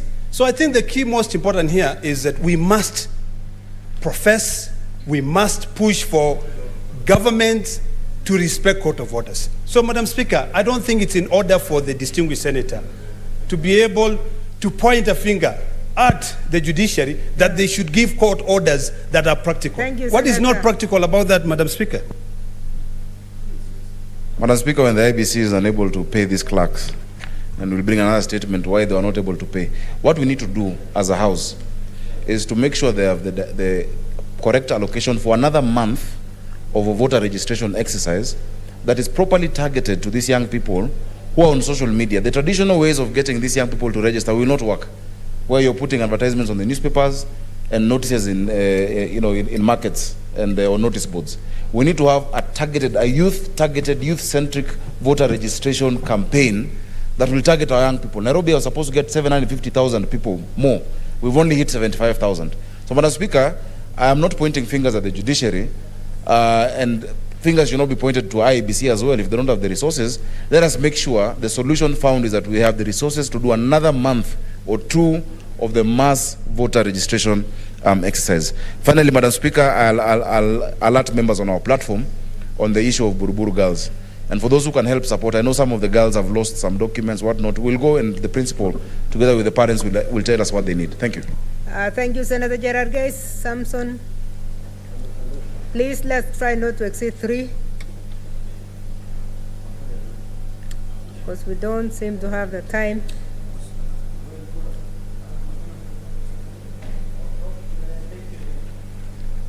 Thank you, Madam Speaker. I think the ongoing schools unrests and incidences of fires across the nation has not, of course, Nandi, we have not reported so much, many incidences, but I've seen number of schools have gone on unrest, somewhere in Nandi sub-county, among other areas in Nandi County. Madam Speaker, I think what we need to do as a country, I think it is the right time, apart from the peer pressure, and I want to ask the media to be cautious when they are reporting on these fire incidences across the country, because it looks like there is some peer pressure. When you see other counties, other schools are being burned down, maybe they get excited and they think by burning theirs, it appears to be cool. But I think, Madam Speaker, there is a lot of peer pressure. Number 2, Madam Speaker, I think as a country, and with the onset of CBC, Madam Speaker, it is the right time to reconsider the system of boarding schools across the nation, Madam Speaker. Our children are being in school, they have been in boarding, Madam Speaker, for 3 months or 4 months. With that kind of pressure within the same environment, Madam Speaker, it continues to give them unnecessary pressure, Madam Speaker. So we need to reconsider on the issue of boarding schools in this republic. Let us make all our schools to be day schools, Madam Speaker, and our children can come back in the evening so that we don't leave our children with the teachers and principals, Madam Speaker. Because most of us parents have abdicated our role and allowed the principals and teachers, given them unnecessary job description, because they are supposed to teach from 8 a.m. to 5 p.m., Madam Speaker. Yet you demand that teacher on duty to be on duty throughout the night, Madam Speaker. Finally, Madam Speaker, is also the issue of academic performance, Madam Speaker. Most of the students, according to research, that start most of the fire incidences and indiscipline, Madam Speaker, is because most of them do not perform very good in school, and therefore they are given pressure by the school administrators that they must perform. And most of the students are not of similar capacities, Madam Speaker. So we must agree that the pressure that the schools, and you heard what Buruburu girls' parents said yesterday on the news, that even it was reported to the principal, and the principal said Chomeni. So how should we handle? I think we need more guidance and counseling centers to be more student-friendly, so that when such incident has to be happen, Madam Speaker, they must be nipped at the bud. I thank you, Madam Speaker. Thank you, Senator Kachwang Moses. Madam Speaker, I want to start with a statement on the fires, and I wish to send my prayers and apologies to the children who are in hospital. Madam Speaker, Achebe in Things Fall Apart told us that when the mother cow is chewing grass, the calf watches. What our children are doing is a reflection of what the parents and adults are doing. When we are full of impunity, violating COVID protocols, insulting each other on public platform, our children are going to follow suit. We must also make a good example instead of every time condemning our children, and yet we did not live up to the expectations that is expected of parents. And Madam Speaker, through subsequent legislation, we have stripped our teachers of all authority. Nowadays, teachers cannot even discipline children in schools as it was in the past. These are things that we need to look at, even as we blame the young children of running astray. On the statement on IBC, Madam Speaker, in today's world, young people can order food online. They can book tickets online. They can attend church online. They attend weddings online. They attend funerals online. They attend school online. They graduate online, Madam Speaker. Why should we be telling these people to go to their local villages, to the chief's camp to take voters' cards as if they are going for a COVID vaccination? Madam Speaker, I want to urge the legal committee of this House to quickly do an audit of the IBC and its readiness for the next election, because we have got a trinity of evil, Madam Speaker. We've got someone in charge of the data of this country, a data commissioner, someone in charge of transmission, someone in charge of the elections management board, and those three people were part of the discredited election that almost drove this country into an abyss. Madam Speaker, there are those who have said even if Oburu Odinga was chairman of IBC, it should not be a problem. But I want to tell you, election is a reason why Kenyans kill each other. We are not killing each other now because of curfew, but at election time, it will be brother against brother, tribe against tribe. We must get it right. And Madam Speaker, I hope these statements will call for a bigger audit of regulations, preparation, procurement, and all those things that can ensure and assure Kenyans of a free and fair election. Thank you, Senator Kitua Nguki Isaac. Thank you, Madam Speaker. Madam Speaker, on the issue of fire, I think we have a great problem. It is true that I am not a parent, but I have a brother, and I have some sisters, and I've also been a student, and not yet. Thank you, Sakaja. But I want to say, Madam Speaker, I think we are dealing with the issue of hardware and not the software. I think whatever we're experiencing in our country, not only in schools, but everywhere in this country, is as a result of how we are raising our kids. Madam Speaker, I remember when I was growing up, when my dad and mom said no, it meant a no, no matter what you did. But nowadays, I think the kind of children that we are raising them in a manner to tell them that you can do anything and you can access anything and you can get anything that you want, regardless whether it is correct or not correct. Again, Madam Speaker, on the second statement about IEBC, I was affected by the 2007 post-election violence, and the main reason was how the election were conducted. Madam Speaker, as my senior Senator Kajwang has said, we are living in an era of technology. We need IEBC to stop doing the same things that they have been doing. They must also up their game. And the one of the issues that they must up their game on is the issue of communication. We need them to continue communicating and updating us on each and every step that they are making and their preparedness towards 2022 election. Thank you, Madam Speaker. Thank you, Senator Inima. 3 minutes, please, Max. Thank you, Honorable Speaker. Just briefly to touch on the two issues. When it comes to the issue of IBC... Sorry, there is an intervention from Senator Wambua. Thank you, Madam Speaker. This will help the senators that are contributing to that statement on the unrest in schools. I've just seen information from the ministry that they have now agreed that secondary schools will have to break for midterm on Friday, November 19th, and resume on Tuesday, November 23rd, to deal with this unrest in schools. It's a good step, I think. Thank you, Madam Speaker. Wow, okay. Senator Inima.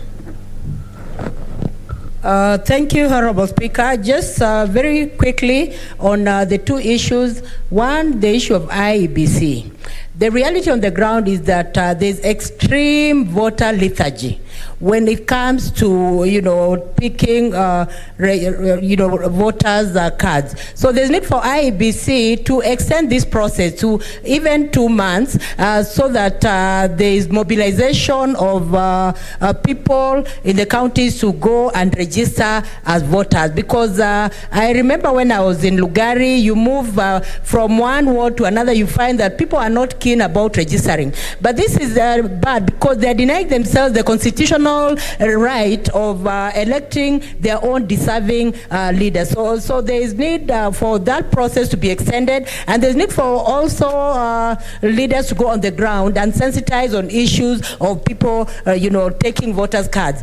Quickly on the issue of Buruburu Girls, I'm very sorry for what happened in Buruburu Girls, but just a quick one also as a teacher. I've been a teacher before, and I always insist that when it comes to discipline in students, the tripartite relationship of the students, teachers, and also parents is very important, because in some schools, Honorable Speaker, you will find students just doing things that are unthinkable, but when they go home, they talk to their parents, instead of supporting the teachers to help discipline their child, they now gang up against teachers, Honorable Speaker. And also, I want to talk about the issue of emergency doors. There's need for boarding schools to have emergency doors, just in case a fire comes out. There's need for an exit door, Honorable Speaker. And also the issue of schools is not for the government alone. It is an issue of parents, it is an issue of partners, so parents should be willing also to come in and support schools in coming up with schools that are friendly, Honorable Speaker. So I support these two statements. What's this out of order, Senator Sagaja? Madam Speaker. She has finished. Yeah, Madam Speaker, something very strange has just happened. That the person who brought the statement has given us information that there is now a midterm break, and he says then it's okay. So has he stepped down the statement? Madam Speaker, because we need to, and he said, so that's a good thing. There's a break that's been ordered. The policy, the framework that allows a policy decision to be made, such as no midterm, is what still needs to be questioned, because this is reactionary. That the ministry has now said there will be a break from November 19th. It's reactionary because of the unrest. So I think the Chair of Education is here, and we must implore that we must still get to the bottom of these policy decisions being made in the dark that are leading our children to take such action in the schools. Thank you, Senator Sagaja. Senator Wambua, I don't want you to touch on it, because I was wondering why you are giving us breaking news from 411 newspapers. We don't know where you are getting your information. You are not the Minister of Education, and they are not communicating to you officially. So I don't want you to touch on it. Are you giving us more information, or?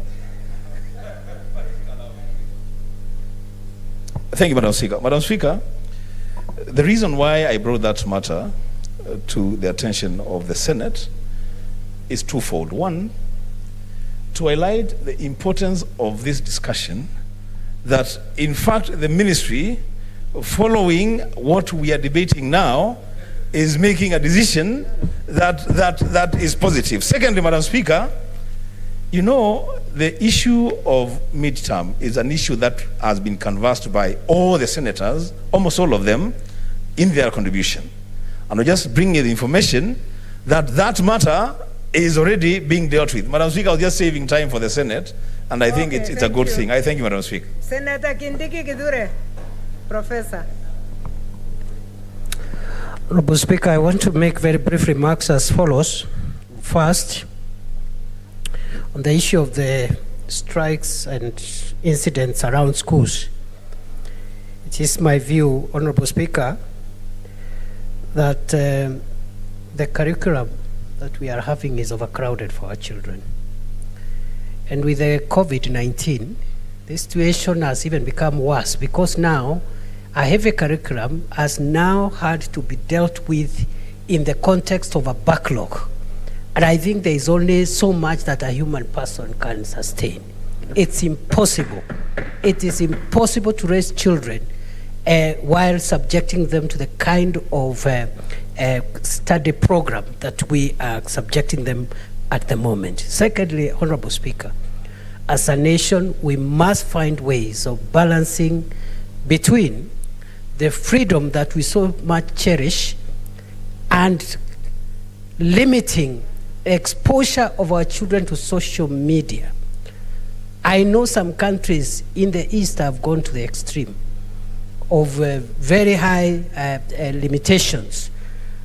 And the other countries, and I think that's where we fall, have been very liberal when it comes to exposure to social media. Some of the bad habits that we are seeing our children espousing are direct influence from social media, Honorable Speaker. Secondly, on the issue of IBC, I want to make the following 3 comments. 1, we must respect court orders, however painful. However painful. 2, I just want to say in terms of what the commissioner said today, that they don't have money. It makes sense. So, as an officer of the court, I am imploring our judiciary, when they make such court orders, because we have already said we must respect the court orders, to be also sensitive to the practicability of court orders. Because when you instruct and order a public institution to do something, you must ask yourself as a judge, how does that public body implement your court order? Otherwise, Madam Speaker, we are creating a difficult situation where you will have an embarrassment, and we don't want to expose our judiciary. They have already been exposed to enough by other arms of government. So we will be the last to be able to expose our judiciary to any lack of obedience to court orders. Lastly, Honorable Speaker, with regard to the preparedness of the Commission to the general election, they are trying their best. We wish them well. Although I know they have also made Kenya elections extremely expensive. And up to now, they have not explained to Kenyans, at least to me satisfactory, why the cost of elections per capita in this country is 10 times, the next expensive system. In other words, our elections are among the most expensive in the world, and no particular reason has been given convincingly. Finally, Honorable Speaker, I request, as a country, we must remove politics from the conduct of elections if we have to sustain our democracy. And therefore, cabinet ministers who are lecturing us, yet they are partisan and they are promoting a particular political candidate, must step down from the multi-agency team, because espousing government policy, which is enshrined in the law for a minister of national government or a minister of a county government, does not include campaigning for a candidate for the next election. Thank you, Senator. Finally, the chair of the committee, and I give you only 2 minutes to accept the direction. Yeah. Yes, what's your point of order?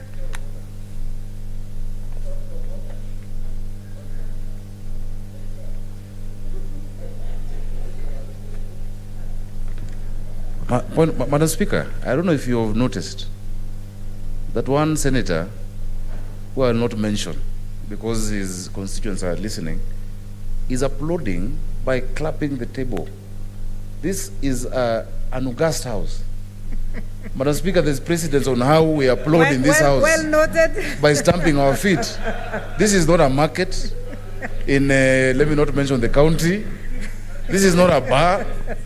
Madam Speaker, please, can you reprimand that member and tell them how senators... Thank you, Senator. Should I mention the name? No, I'll embarrass him. But kindly, I'm shocked. I am shocked, Madam Speaker. This is the Senate of the Republic of Kenya. In the capital, you stamp your feet on the ground to express that you're congratulating or you're happy with what someone... Affirmation. Point taken, and your colleague has been corrected. Thank you, Madam Speaker. Yeah, 2 minutes only. Okay, first of all, commenting on the first statement on IPC, I want to say that IPC should give more time for the registration, and that goes with funding, that they need to source for more funding to ensure this is done, because they need to be well prepared to avoid the scenario that we witnessed in 2007 of conflicts when we had an election that was not well done. On the issue of school unrest, Madam Speaker, I want to say one of my colleagues mentioned the fact that maybe the unrest is a result of CPC, and I want to inform the House that CPC is one of the best curriculum once it has gone through the entire system, and we must look out maybe for other issues that is causing unrest. Madam Speaker, my committee is well seized of this matter, and I'm sure we'll get to the root cause of this. But then I want to say that fires are not new in this country. School fires has been there. We still remember the Bombolulu case, Carl's case of 1998, which ended up ending in a loss of 26 girls. We still also remember the 1999 Kianguli case, where we lost children as well. We also have the Nyeri case of 1999, where we lost 4 privates in the school. And so I think we need to think, otherwise maybe to look at the policy once again, and I'm sure my committee will be able to look at what is happening together with the Ministry of Education and all the stakeholders when the time comes. Thank you, Madam Speaker. Thank you, Senator. Thank you, Senators. The first statement of Senator Wambua on the upcoming elections preparedness by IBC stands committed to the Standing Committee on Justice, Legal Affairs and Human Rights, while the second one on the ongoing student unrest in secondary schools stands committed to the Standing Committee on Education. Next order. Order number 8, the Election Campaign Financing Amendment Bill, Senate Bill number 51 of 2021, first reading. A bill for an act of parliament to amend the Election Campaign Financing Act and for connected purposes.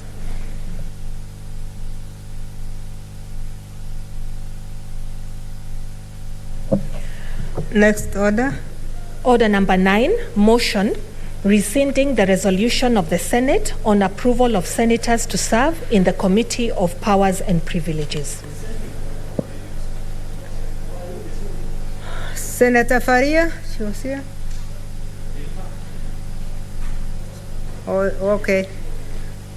Majority Leader is here.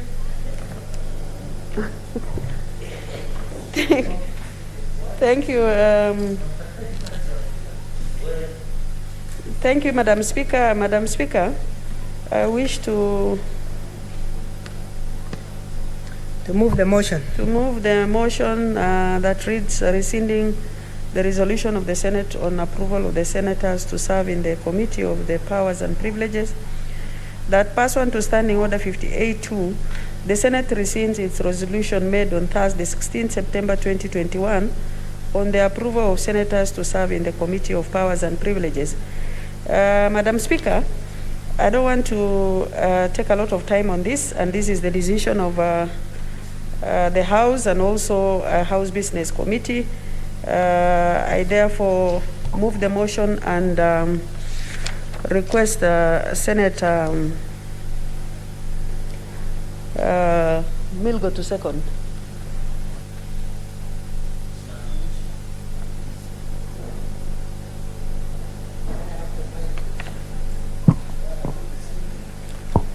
Madam Speaker, I second.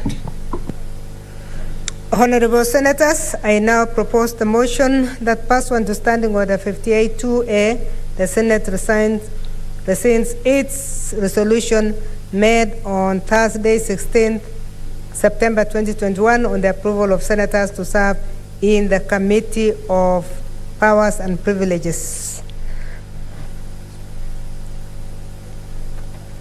Honorable Senators, I would now like to put the question I don't see my contribution on that one. That pursuant to Standing Order 58-2A, the Senate rescinds its resolution made on Thursday, 16th September 2021 on the approval of senators to serve in the Committee of Powers and Privileges. Will as many as of that opinion say aye? Will as many as of the contrary say nay? Nay. The ayes have it.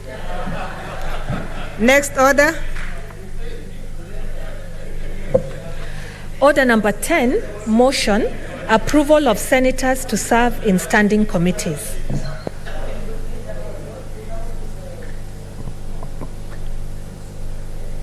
Leader of majority. Thank you, Madam Speaker. I wish to move the motion that approves senators to serve in the standing committee, that notwithstanding the resolution of the Senate made on 14th December 2017, 14th February 2018, 21st February 2018, 21st November 2018, 20th March 2019, 19th June 2019, 28th April 2020, and 24th June 2020 on the approval of senators to serve in various standing committees of the Senate and pursuant to Standing Orders 189-218. The second schedule to the standing orders, the Senate approves the following senators nominated nominated by the Senate Business Committee to serve in the standing committee of the Senate as follows. Number 1, Standing Committee on Energy, Senator Haji Abdul Mohamed MP to serve as a member. Number 2, Standing Committee on Justice, Legal Affairs and Human Rights, Senator Isaac Ngugi Githua MP to serve as a member. Number 3, Standing Committee on National Security, Defense and Foreign Relations, Senator Gideon Moi CBS MP to serve as a member. Madam Speaker, this is also to place the senators who have come in new, who have just been sworn in, especially the first two. And number 3 is also to place Senator Gideon Moi to serve in the Committee of National Security. And this is the matter that has been canvassed both at the Leadership and also House Business Committee. And I request Senator Milgo to second the same also. Thank you. Senator Milgo. Madam Speaker, I second. Honorable Senators, I would now like to propose the motion that notwithstanding the resolutions of the Senate made on the 14th December 2017, 14th February 2018, 21st February 2018, 21st November 2018, 20th March 2019, 19th June 2019, 28th April 2020, and 24th June 2020 on the approval of senators to serve in various standing committees of the Senate and pursuant to the Standing Orders 189-218 and the second schedule of the standing orders, the Senate approves the following senators nominated by the Senate Business Committee to serve in the standing committees of the Senate as follows. 1, Standing Committee on Energy, Senator Haji Abdul Mohamed MP to serve as a member. 2, Standing Committee on Justice, Legal Affairs and Human Rights, Senator Isaac Ngugi Githua MP to serve as a member. 3, Standing Committee on National Security, Defense and Foreign Relations, Senator Gideon Moi CBS MP to serve as a member. Senator Githua Ngugi Isaac. Thank you, Madam Speaker.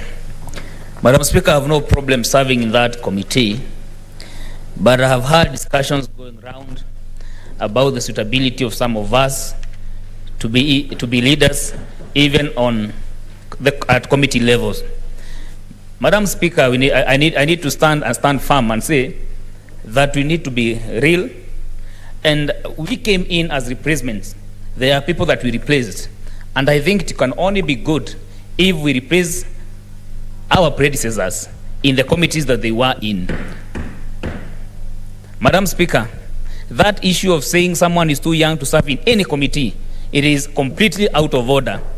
Madam Speaker, if I were there in 1963, when we were fighting for our independence, probably I would be Minister for Defense, because as you see how the first cabinet was constituted, it was constituted majorly by the young men of that time, and therefore Senator Kachwang has a point of order.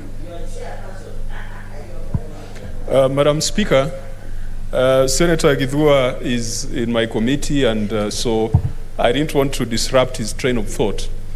But it has been the tradition that when you are the beneficiary of a motion, you do not contribute to it. This motion lists Senator Githua as having been placed in a committee. I just wanted to advise him and also seek your indulgence, Madam Speaker, that unless Senator Githua wants to extricate himself from these committees where he's being proposed, he should then allow other members of the House to be the ones to discuss his suitability to be in that committee. It has been our tradition that if you are the beneficiary, you let other members debate. Senator Githua, I hope you are advised. I actually didn't realize that I gave you first. I should have given you last, so that you either accept or not accept, but allow members to discuss that position.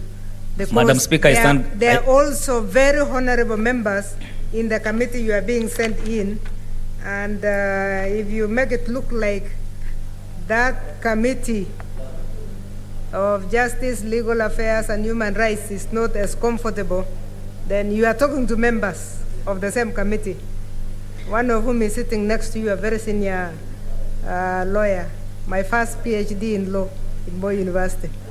So please allow members, don't persuade them in any direction. Let them discuss this motion on their own.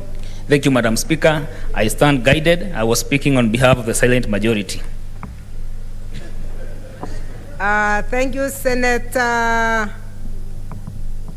Olekina Ledama. Madam Speaker, I rise to support this motion. I think it's about time that... Senator Cherargei, I hope you are not talking to yourself. Madam Speaker, I think we should give him some water. He might be very thirsty. worrying.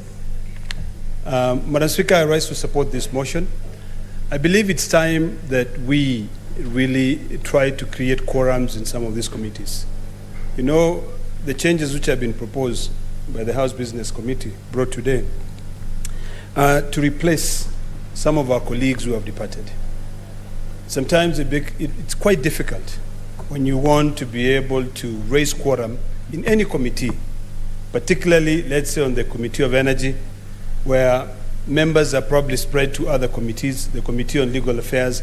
And this is a very, very interesting time for us when we are debating various legislation proposals, particularly on the Elections Committee. It will be important for the Committee on Legal and Justice Affairs to have full members. So I fully support this, and I hope that we can be able to move forward and actually make all the changes that we need to change, accept that we have a very short time to work for these Kenyans who have given us an opportunity to serve them in this country.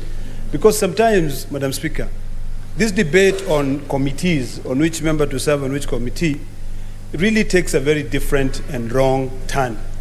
And it's all because of personal interest. So I think let us all agree that the shortest time we have, in the middle of all these recesses that we get, the Committee on Energy, the Committee on Devolution, the Committee on Justice and Legal Affairs, the Committee on Labor, all these committees that requires members to be filled in. For those who want to work, Madam Speaker, you can tell, look at the House today. You know, I would not want to quote the standing orders because of the hybrid system, but in ordinary circumstances, we would not even be sitting here because we don't have enough members sitting here. So whenever we get such a motion, I want to persuade my colleagues that we should all support so that we can be able to continue doing our job. Committees in Parliament, we do our job both in plenary and in committees. So, Madam Speaker, I support. Thank you, Senator. Senator Gerard Gay, Samson Gibrotich. Madam Speaker, I oppose this motion on various reasons. One, you gave us a break like 2-3 weeks ago. We did a Kamkunji. We agreed on draft of reasoning, and the meeting of Kamkunji was chaired by the minority and majority leader. There was supposed to be an overhaul and changes that were done, Madam Speaker, in all committees. But leadership, in its dishonesty, has decided to bring what we call piecemeal changes to fit their own interests, Madam Speaker. I think we need to be honest. Then why did we interrupt the session of the House to make a resolution that would not assist in ensuring efficiency and effectiveness of the House? And I forgive Senator Ledamo Lekina, Madam Speaker, because at that time he was not around. But if you check the answer and the one we did on Kamkunji, Madam Speaker, we agreed. And they are even on the issue of National Security Committee. There are some members that were mentioned on issues of Laikipia, that they shouldn't serve in some of those sensitive security committee, Madam Speaker. So I think, to be honest to Kenyans, we cannot put some members who have been mentioned adversely in some of the issues that is happening around the country, Madam Speaker, to be members of those committees. It will mean that the committee itself, Madam Speaker. There is a point of order from Senator Dulo. Madam Speaker, Senator Cherargei has really mentioned a member of this House who has been mentioned in a security report, and he has been put in security committee. And I think it is important that he should give evidence, because he is completely out of order, when I know very well there is no report tabled here that has implicated any member of this House. I thank you. Thank you, Senators. But you know, it is not the Senator to say that somebody is completely out of order. You ask whether somebody is in order, then we can be able to deal. But Senator Gerard Gay, it is true you have made two statements that I thought were attracting the attention of members. You don't really have to insinuate or say something negative about a member before a proper discussion is done. And by the way, before you forgive Senator Ledama, remember there are members in this House who don't have committees. Remember there are committees in this House that have not had quorum.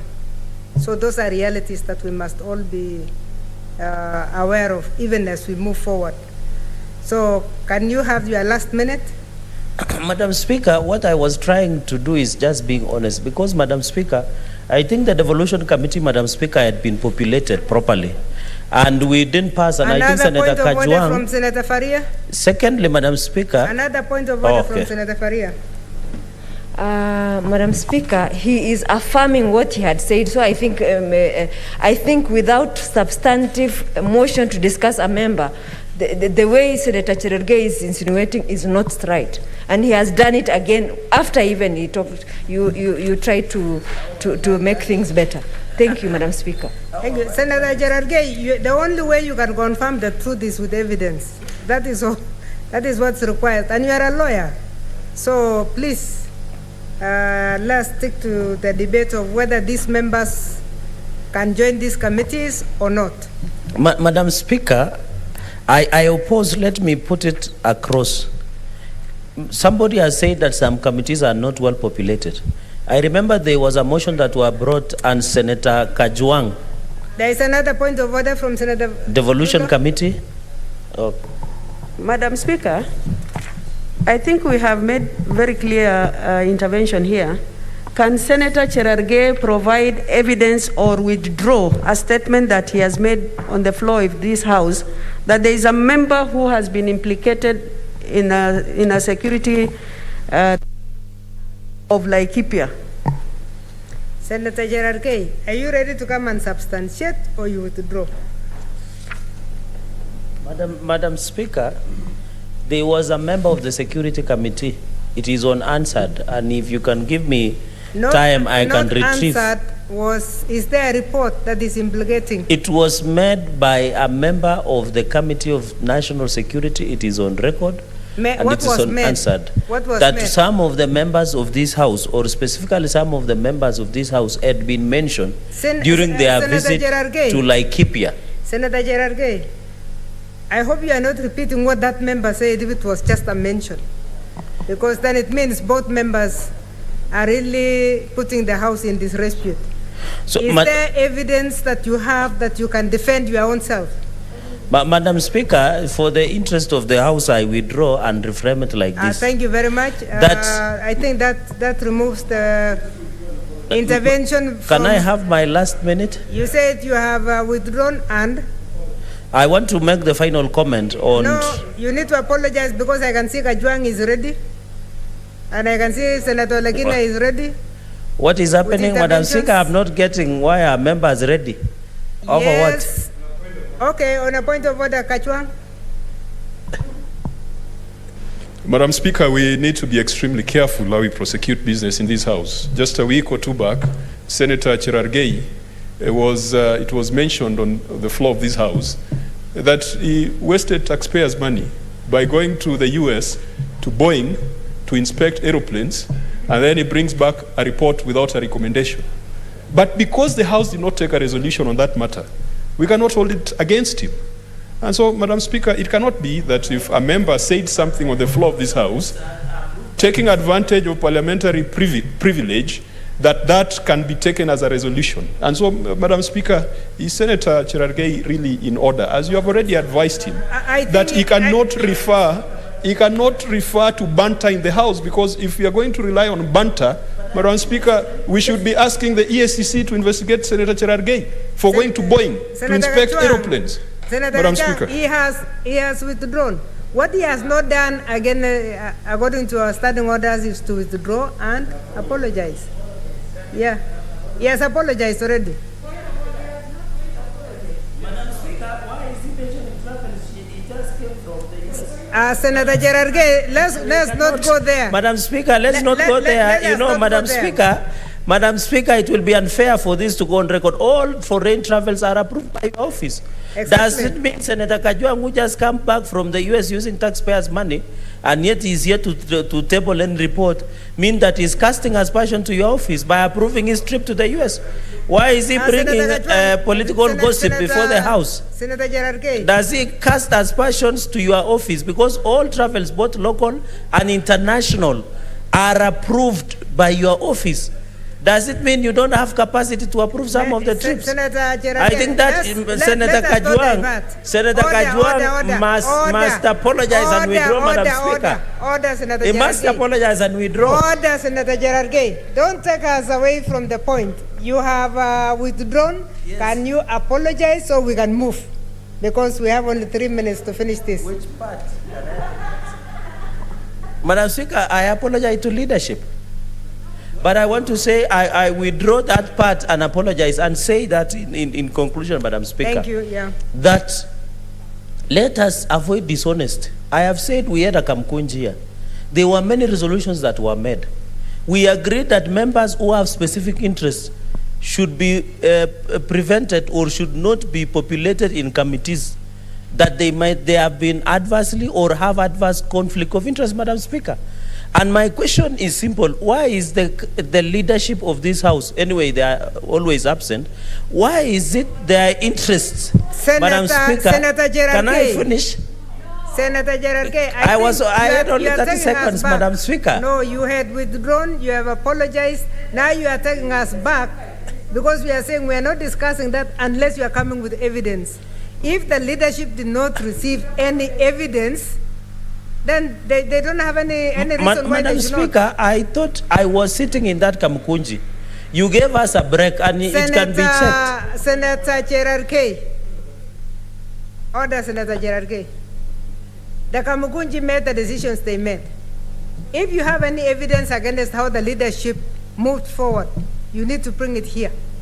Because if there is no evidence, then that evidence did not reach the leadership. That's why they made the decisions they did. But what we have insisted is that we must ensure that members are in committees. We cannot block these members from going to committees because of allegations that have no evidence. And we have said, let's protect every member of this House, you included. We don't want anything that has no evidence. I think we are done. Your minute is over. Senator Haji Faria Ali. Can I conclude? I oppose. Thank you. Yes.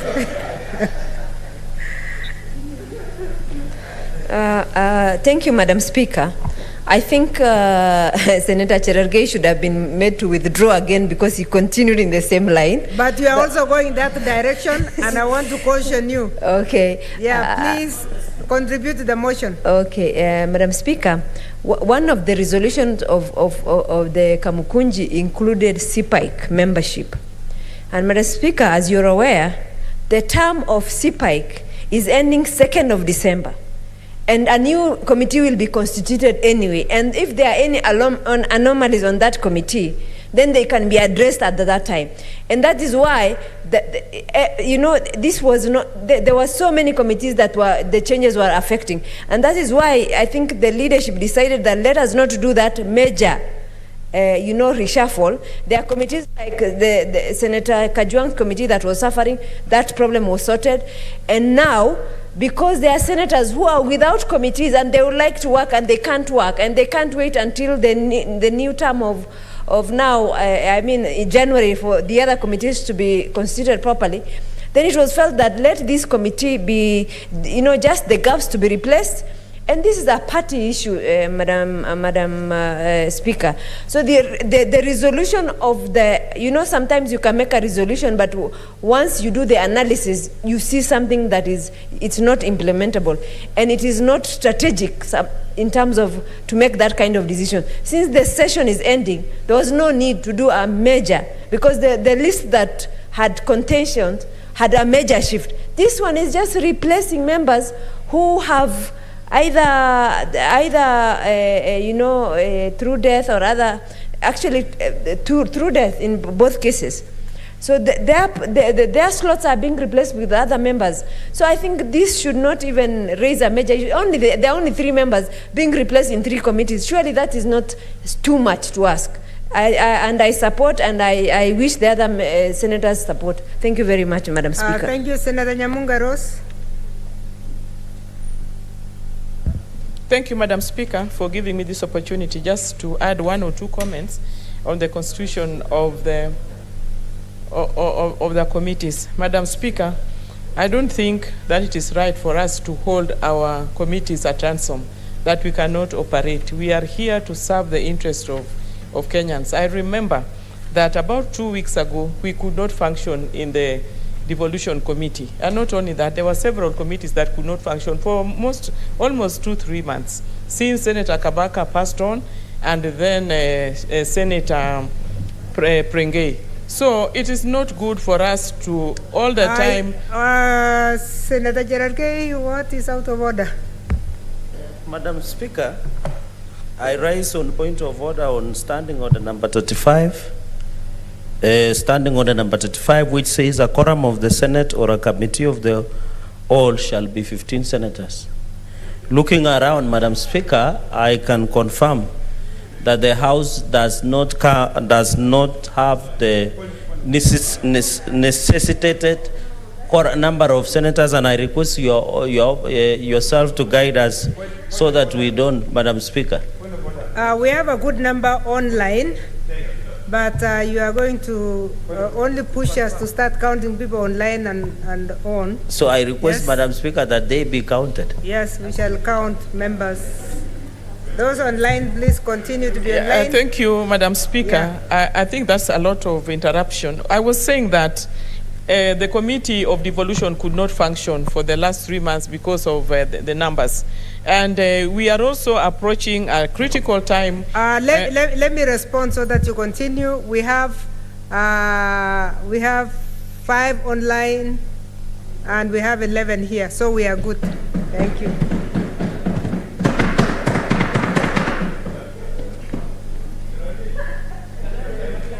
Yeah, please allow us. Yeah, Madam Speaker, I'm just concluding my the few points that I wanted to make. I think we should be more serious. We are almost coming to the end of this 12th Parliament, and it's unfortunate that so many things are pending. A lot of questions and petitions that we are getting from the public. So I think it is important that we don't drag this House behind. We constitute the committees. Some of them have been constituted already, like the Devolution Committee and others. So let's move forward and give Kenyans what they deserve. So I support this, and also I would like to tell a few of our members that wherever you are placed, it doesn't matter. You are competent enough to to serve in any committee. So whatever it is, you just need maybe 1 or 2 sittings for anybody to understand what's going on in the respective committees. So it is unfortunate for anybody to decline some of these placements, but it's important that we accept and move on so that we give a proper service to our people. I thank you, Madam Speaker, and I support the constitution of the committees. Thank you. Thank you, Honorable Senators. May I now propose the question, which is that notwithstanding the resolutions of the Senate made on 14th December 2017, 14th February 2018, 21st February 2018, 21st November 2018, 20th March 2019, 19th June 2019, 28th April 2020, and 24th June 2020 on the approval of the senators to serve in various standing committees of the Senate, and pursuant to Standing Orders 189, 2018, and the second schedule of the standing orders, the Senate approves the following senators nominated by the Senate Business Committee to serve in the standing committees of the Senate as follows. 1. Standing Committee on Energy, Senator Haji Abdul Mohammed MP to serve as a member. 2. Standing Committee on Justice, Legal Affairs and Human Rights, Senator Isaac Ngugi Kithua MP to serve as member.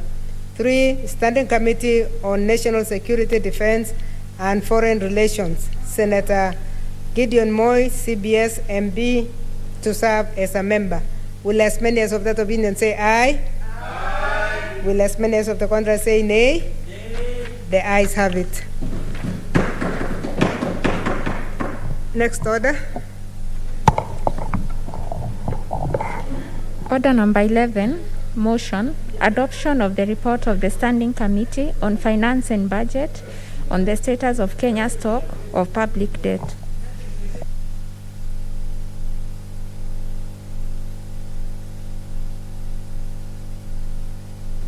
Okay, we are resuming debate, and Senator Jerarge, you had 2 minutes remaining.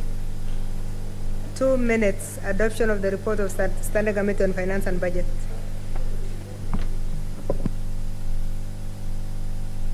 Madam Speaker, I want to support the report by the Committee of Finance and Budget and say that as a country, we must go look into the future of sustainable public debt. I think as a parliament, we had said that we must look at the debt register of this republic, Madam Speaker.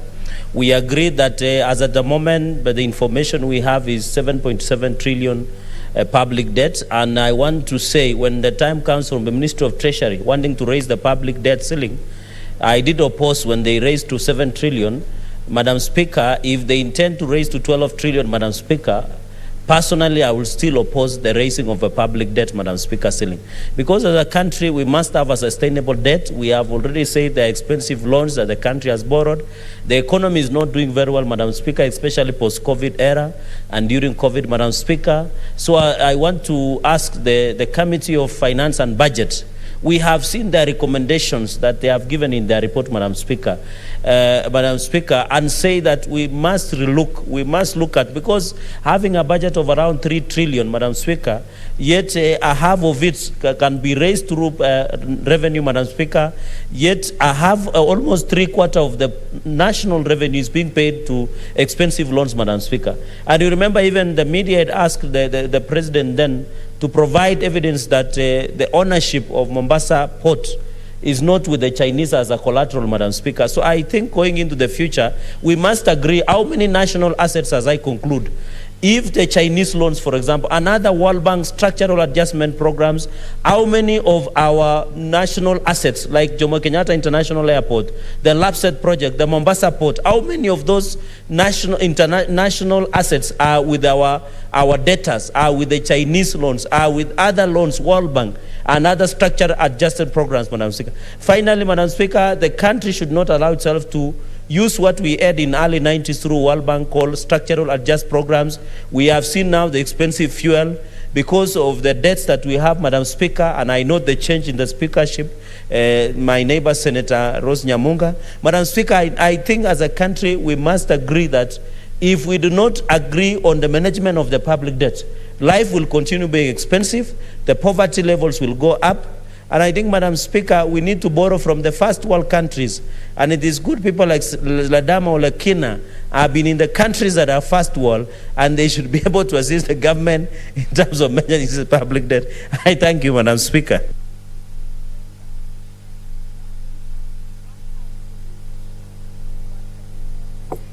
Senator Professor Kindiki Githure.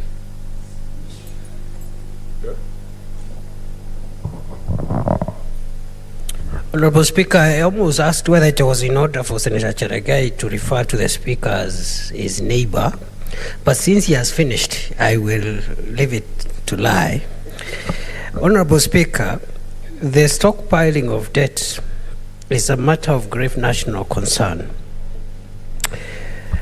And at the moment, the total debt in this country remains unclear. And the executive continues to deny that they have mortgaged the country and that the debt is not sustainable. Honorable Speaker, at 70% of GDP, Kenya's debt is not sustainable, and I'll explain why. It is not sustainable because I know in many countries the level of debt is quite high compared to GDP. For example, the United States of America is about 110%. In Singapore, it's about 165%. In Japan, it is 250% of GDP, etc., etc. However, Honorable Speaker, we should not be deluded that this country can sustain the debt levels currently at 70% of GDP. And there are two main reasons for this, Honorable Speaker. The first one is who owns the debt. While the countries I've cited, the debt is owned by locals. Our debt, most of it is owned by foreigners. In terms of foreign nations. And also, while in these countries most of those debts have concessionary or minimal interest or nominal interest rates, our debts, much of our debt portfolio is not only owned by foreigners, but is at commercial as opposed to concessionary interest rates. So, for example, in Japan, 95% of the debt of that country is owned by Japanese, either Japanese companies or wealthy, high net worth individuals, mainly elderly people who are not in a hurry to keep on investing here and there, and who do not want a risk-averse investment. So they are not going to demand for, they are not going to call the debt anytime soon, because most of that debt is owned by Japanese families in perpetuity. But in this country, on the contrary, most of the debt is owned by foreign nationals and foreign corporations, as I've said, and the interest rates are exorbitant. Honorable Speaker, the second reason why our debt is not sustainable is because of the question, what backs or what collateral is used against the debt in question? in the US, in Japan, Singapore, etc., the debt is almost entirely owned by the equivalent of the central bank. For example, 93% of the Japanese debt is owned by the Bank of Japan.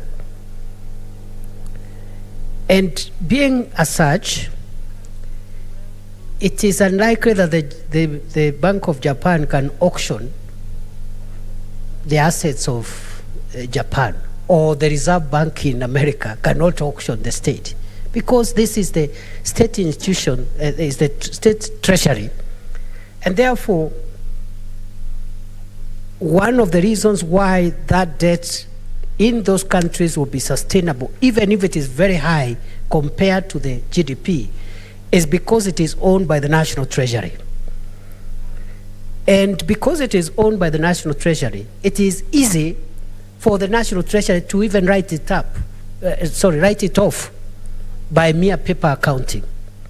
That is not the case in our country. Also, the debt in the countries with high levels of debt to GDP ratio is backed by a very strong manufacturing industry. The example I've been given of Japan, for example, suffice that Japan is the biggest creditor on earth. It has assets of over $3 trillion in form of foreign currency and in form of foreign investments abroad. One may ask, Honorable Speaker, what does this country manufacture and what foreign reserves or foreign investments does this country hold? So it means, therefore, if we default, and we are likely to default, this country will lose the international airport, as it has happened or is almost happening in Zambia. Zambia is about to lose the international airport. It's also, I think, the same country is about to lose the utility, the power utility farm, the equivalent of Kenya Power, to Chinese creditors. A country like Sri Lanka is actually almost losing the main seaport in Colombo to Chinese creditors. So, Honorable Speaker, those who continue to delude us that our debt levels are sustainable must be condemned in the highest terms possible. And I want to end my remarks by saying the following statement: that those who are in one way or another responsible for bankrupting Kenya and placing our country into a course of irredeemable debt will pay dearly in life or in death. Honorable Speaker, I support the recommendations of the committee. Thank you, Senator. Senator Kajwang Moses Otieno, Senator for Homa Bay. Madam Speaker, I rise to support the report of the Finance Committee on Kenya's public debt stock. Madam Speaker, this House had requested the Committee on Finance to inquire on the status of public stock of debt in Kenya and its implication on Kenya's development agenda. And so what the committee has given us is a risk assessment report that is meant to keep the House at par with information from key stakeholders in relation to sustainability of public financial resources available to finance both national and county governments. And Madam Speaker, I know there are those who might think that the subject of public debt should be a preserve of the National Assembly. But as long as issues of public debt affect the revenue that is shareable between the national and county governments, it becomes the business of Senate, it becomes the interest of all citizens in this republic. The Finance Committee on page 7 of the report has made several recommendations, has made 5 recommendations. But these recommendations are to ask the National Treasury to submit certain pieces of legislation and certain reports to Parliament. within 6 months and within 28 days to provide a status report on restructuring of public debt. Madam Speaker, when you look at the mandate that this House gave the Finance Committee and the recommendations that they've made, I think they did a good job, but came up with lazy proposals.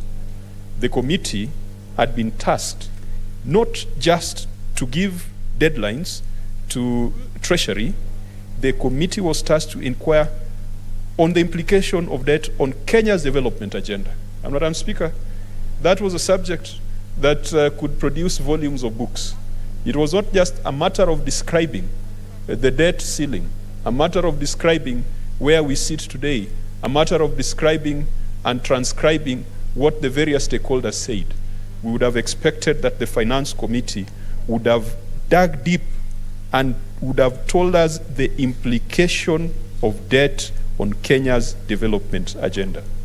Nonetheless, Madam Speaker, this report makes for good reading because we've got submissions from various stakeholders.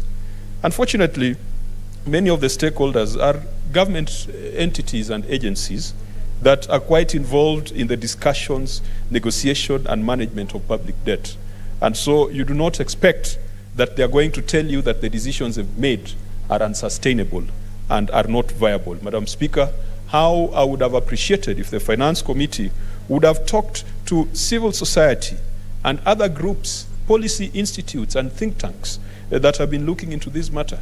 Madam Speaker, we established the Kenya Institute of Public Policy and Research and Analysis. It is a statutory body established by an Act of Parliament with some very eminent persons. And yet, I have rarely seen a report of this House that is quoting what KIPRA has said. Why do we waste resources by setting up such a high-level public policy institute, and yet we do not want to benefit from it? If you're going to ask Treasury whether the debt is sustainable, definitely they will tell you the debt is sustainable because they're responsible for it. We would have expected people like KIPRA, people like Institute of Economic Affairs, and other civil society players to make an input. To that extent, Madam Speaker, I think that this report is not complete, and that's perhaps the reason why, as I said earlier, the recommendations are a bit lazy. We do not disagree that governments, that borrowing is a bad thing. Madam Speaker, even in our private matters, we all borrow. Because if you want to step from your position to a position of greater economic empowerment, you have to take some risks. And borrowing is one of those risks because you borrow with the hope that you're going to, like the parable of talents, do something with it so that it becomes bigger than what you had borrowed and you can pay back. And Madam Speaker, a few years ago when we took to the streets and when we are calling for transparency and disclosure on the Eurobond that the nation had taken, some of us were called names. In fact, there were insinuations, even by members in this House then, who were leading this House, that some of us had lost our marbles because they were asking why we were demonstrating outside on issues of Eurobond when we could have sorted that matter today. Madam Speaker, I'm happy that today there are few souls who have become Paul because they are now proclaiming a curse on those who have bankrupted this nation through borrowing of the Eurobond style. Madam Speaker, we went to the streets. We went to the central bank. And Madam Speaker, I see the former leader of majority is looking at me a bit suspiciously. I'm not referring to him, even though he just proclaimed a curse on those who have bankrupted this country. But he was not with us on the street when we were talking about Eurobond. He was not with us when we went to the Central Bank of Kenya. He was not with us when we were complaining that the Central Bank of Kenya gave us redacted bank account statements. He was not with us when we were complaining why the president had rejected a request by the Auditor General to go and audit the books of accounts of the Kenyan government and to confirm whether the Eurobond money came to Kenya. But, Madam Speaker, it is only a fool who does not change their minds. And on the Eurobond matter, it is captured in this report. Kenya borrowed to pay recurrent expenditure, and yet the PFM Act is clear that any borrowing should be geared towards development. And I'm glad that now we are having a candid conversation to see how we spent or we squandered the money. Even in a family, Madam Speaker, if the head of the family, assuming the head of the family is a man, because even a woman can head a family, but if the man went and took a loan and charged the family land and got 1 million Kenya shillings, and the head of the family bought a tractor to till the land and to increase productivity in the family, Madam Speaker, I think that would be a bright decision that all members of the family would support. But we have seen cases where the man gets 1 million shillings from the bank and he decides to marry another wife, or he decides to go and rent a house in the nearby town so that he can be drinking tea and mandazi every morning. And Madam Speaker, those adventures, they rarely go beyond 6 months, because 1 million shillings, if you decided to consume it, if you decided to spend it with the girls you find in towns, and if you decided to be doing tea and chapatis in towns and drinking whiskeys in the evening, 1 million shillings will not be there in 6 months.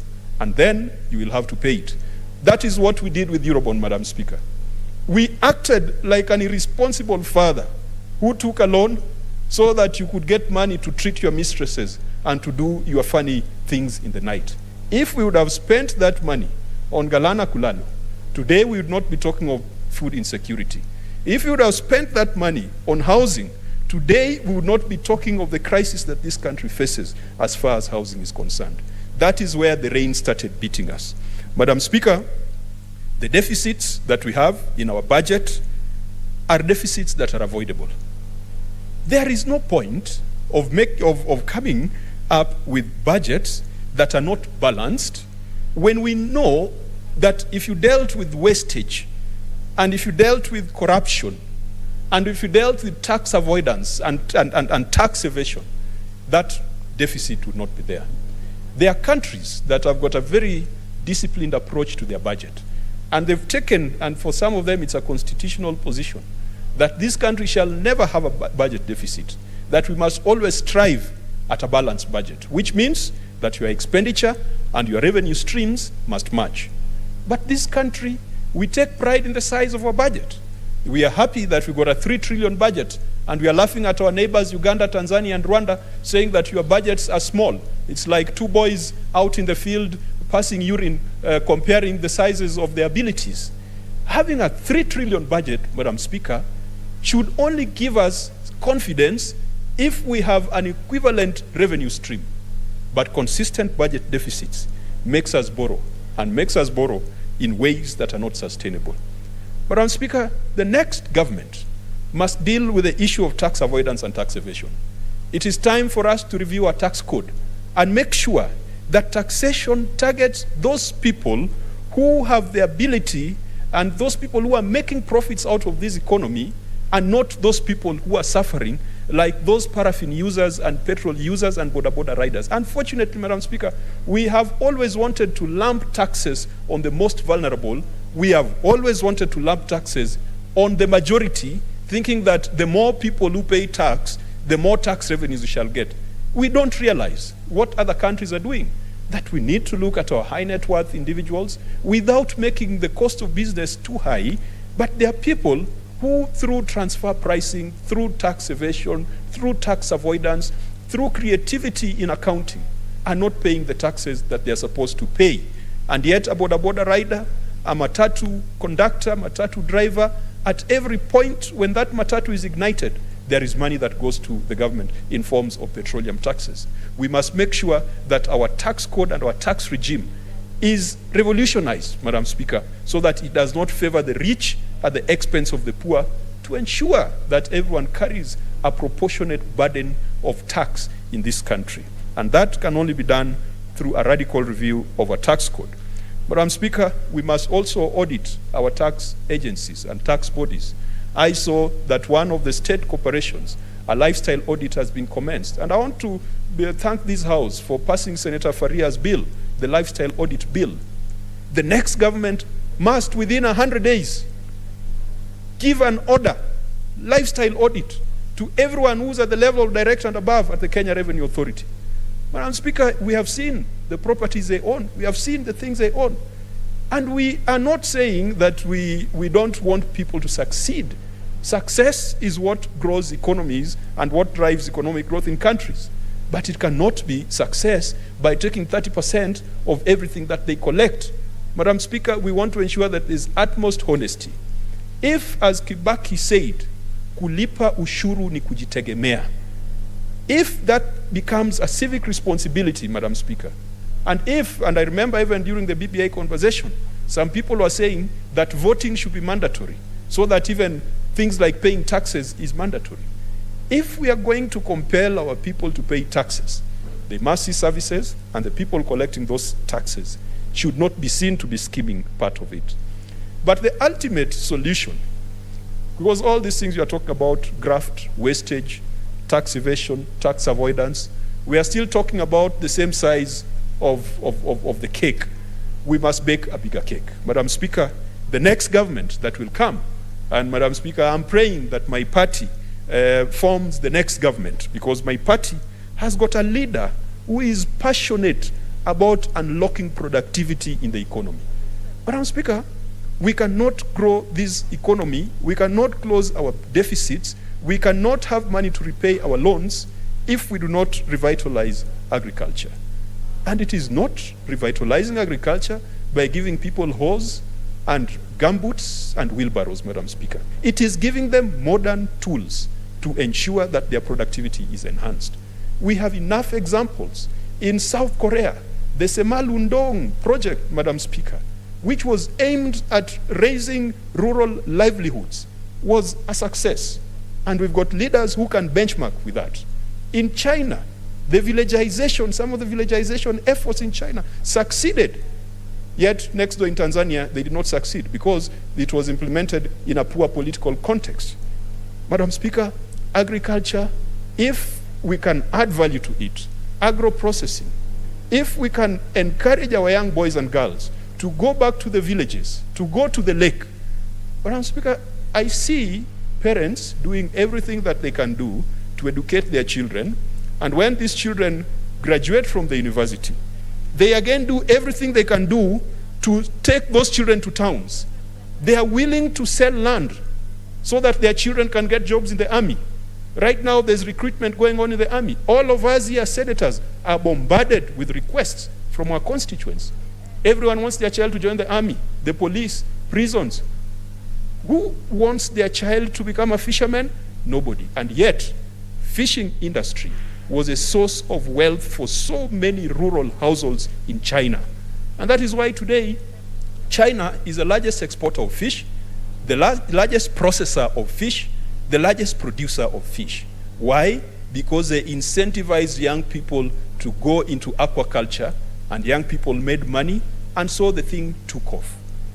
We must encourage our children that it is okay to go back to the lake. If you came back to the lake with modern techniques, with modern boats, not as a hunter and a gatherer, you go in as a farmer, you will succeed. Madam Speaker, look at dairy farming.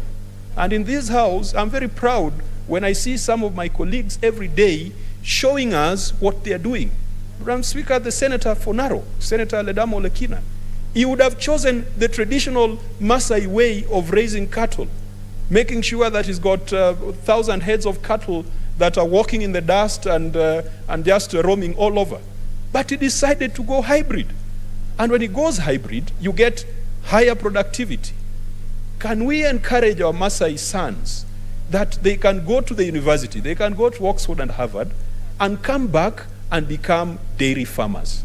And not dairy farmers by roaming around the plains of Kisaju, they can become dairy farmers by going into high-value, hybrid production of milk and beef. Madam Speaker, tourism in this country, such a beautiful country, whenever you go to the United States or the United Kingdom, you come back to Kenya and you feel relieved that you're back at home. Why can't we ensure that we go beyond the tourism of harassing tourists to buy bangles and shukas on our beaches? Manufacturing. And that is where, Madam Speaker, export-led manufacturing is what we must focus on. We must avoid the mistake that Nigeria, our brothers, are making of import substitution and closing borders to products so that they can produce internally. yes, there must be a careful balance between protecting your local industries and ensuring that you've got a liberal market that can see to it that your goods are productive, your goods are competitive in local and international market. And Madam Speaker, I am glad that as a member of a political party, I have a political party leader who is running for president in 2022, who is passionate, who is knowledgeable, and who has told us time and time again that his focus will be to unlock the productivity of the economy so that we can bridge our budget deficits, so that we can have money to pay back our debts, and so that in future we do not subject future generations to misery, we do not subject them to bankruptcy, as Professor Kindiki had said. We can bequeath a country that is rich to successive generations. Madam Speaker, finally, in this report, the Auditor General must be allowed to audit Kenya's debt situation. The executive blocked the Auditor General from doing so in the Eurobond matter, and Madam Speaker, that was completely out of order. I do hope that the Auditor General will be given the independence and the strength and the power and the teeth to ensure that they give Parliament a report in a timely manner on the sustainability and the transparency of the debt that we have. And the Institute of Public Policy Research and Analysis, wherever they are, a constitutional body, if they have problems of funding, they should come to Parliament and tell us they have a problem. Because this is supposed to be the think tank.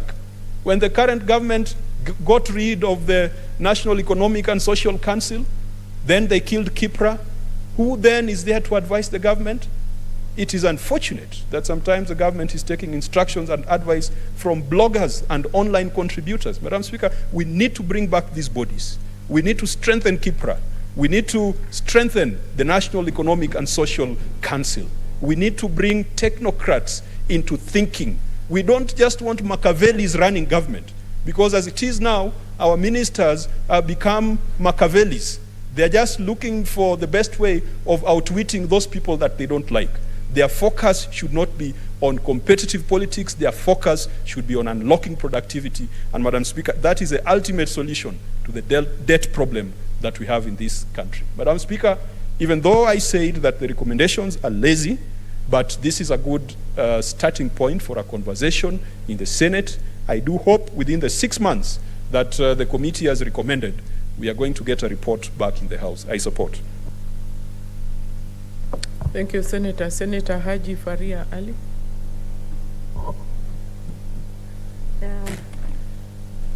Thank you, Madam Speaker, for giving me opportunity to also contribute to this report. Madam Speaker, I just want to let you know that there has been a lot of effort also to bring down the commercial borrowings.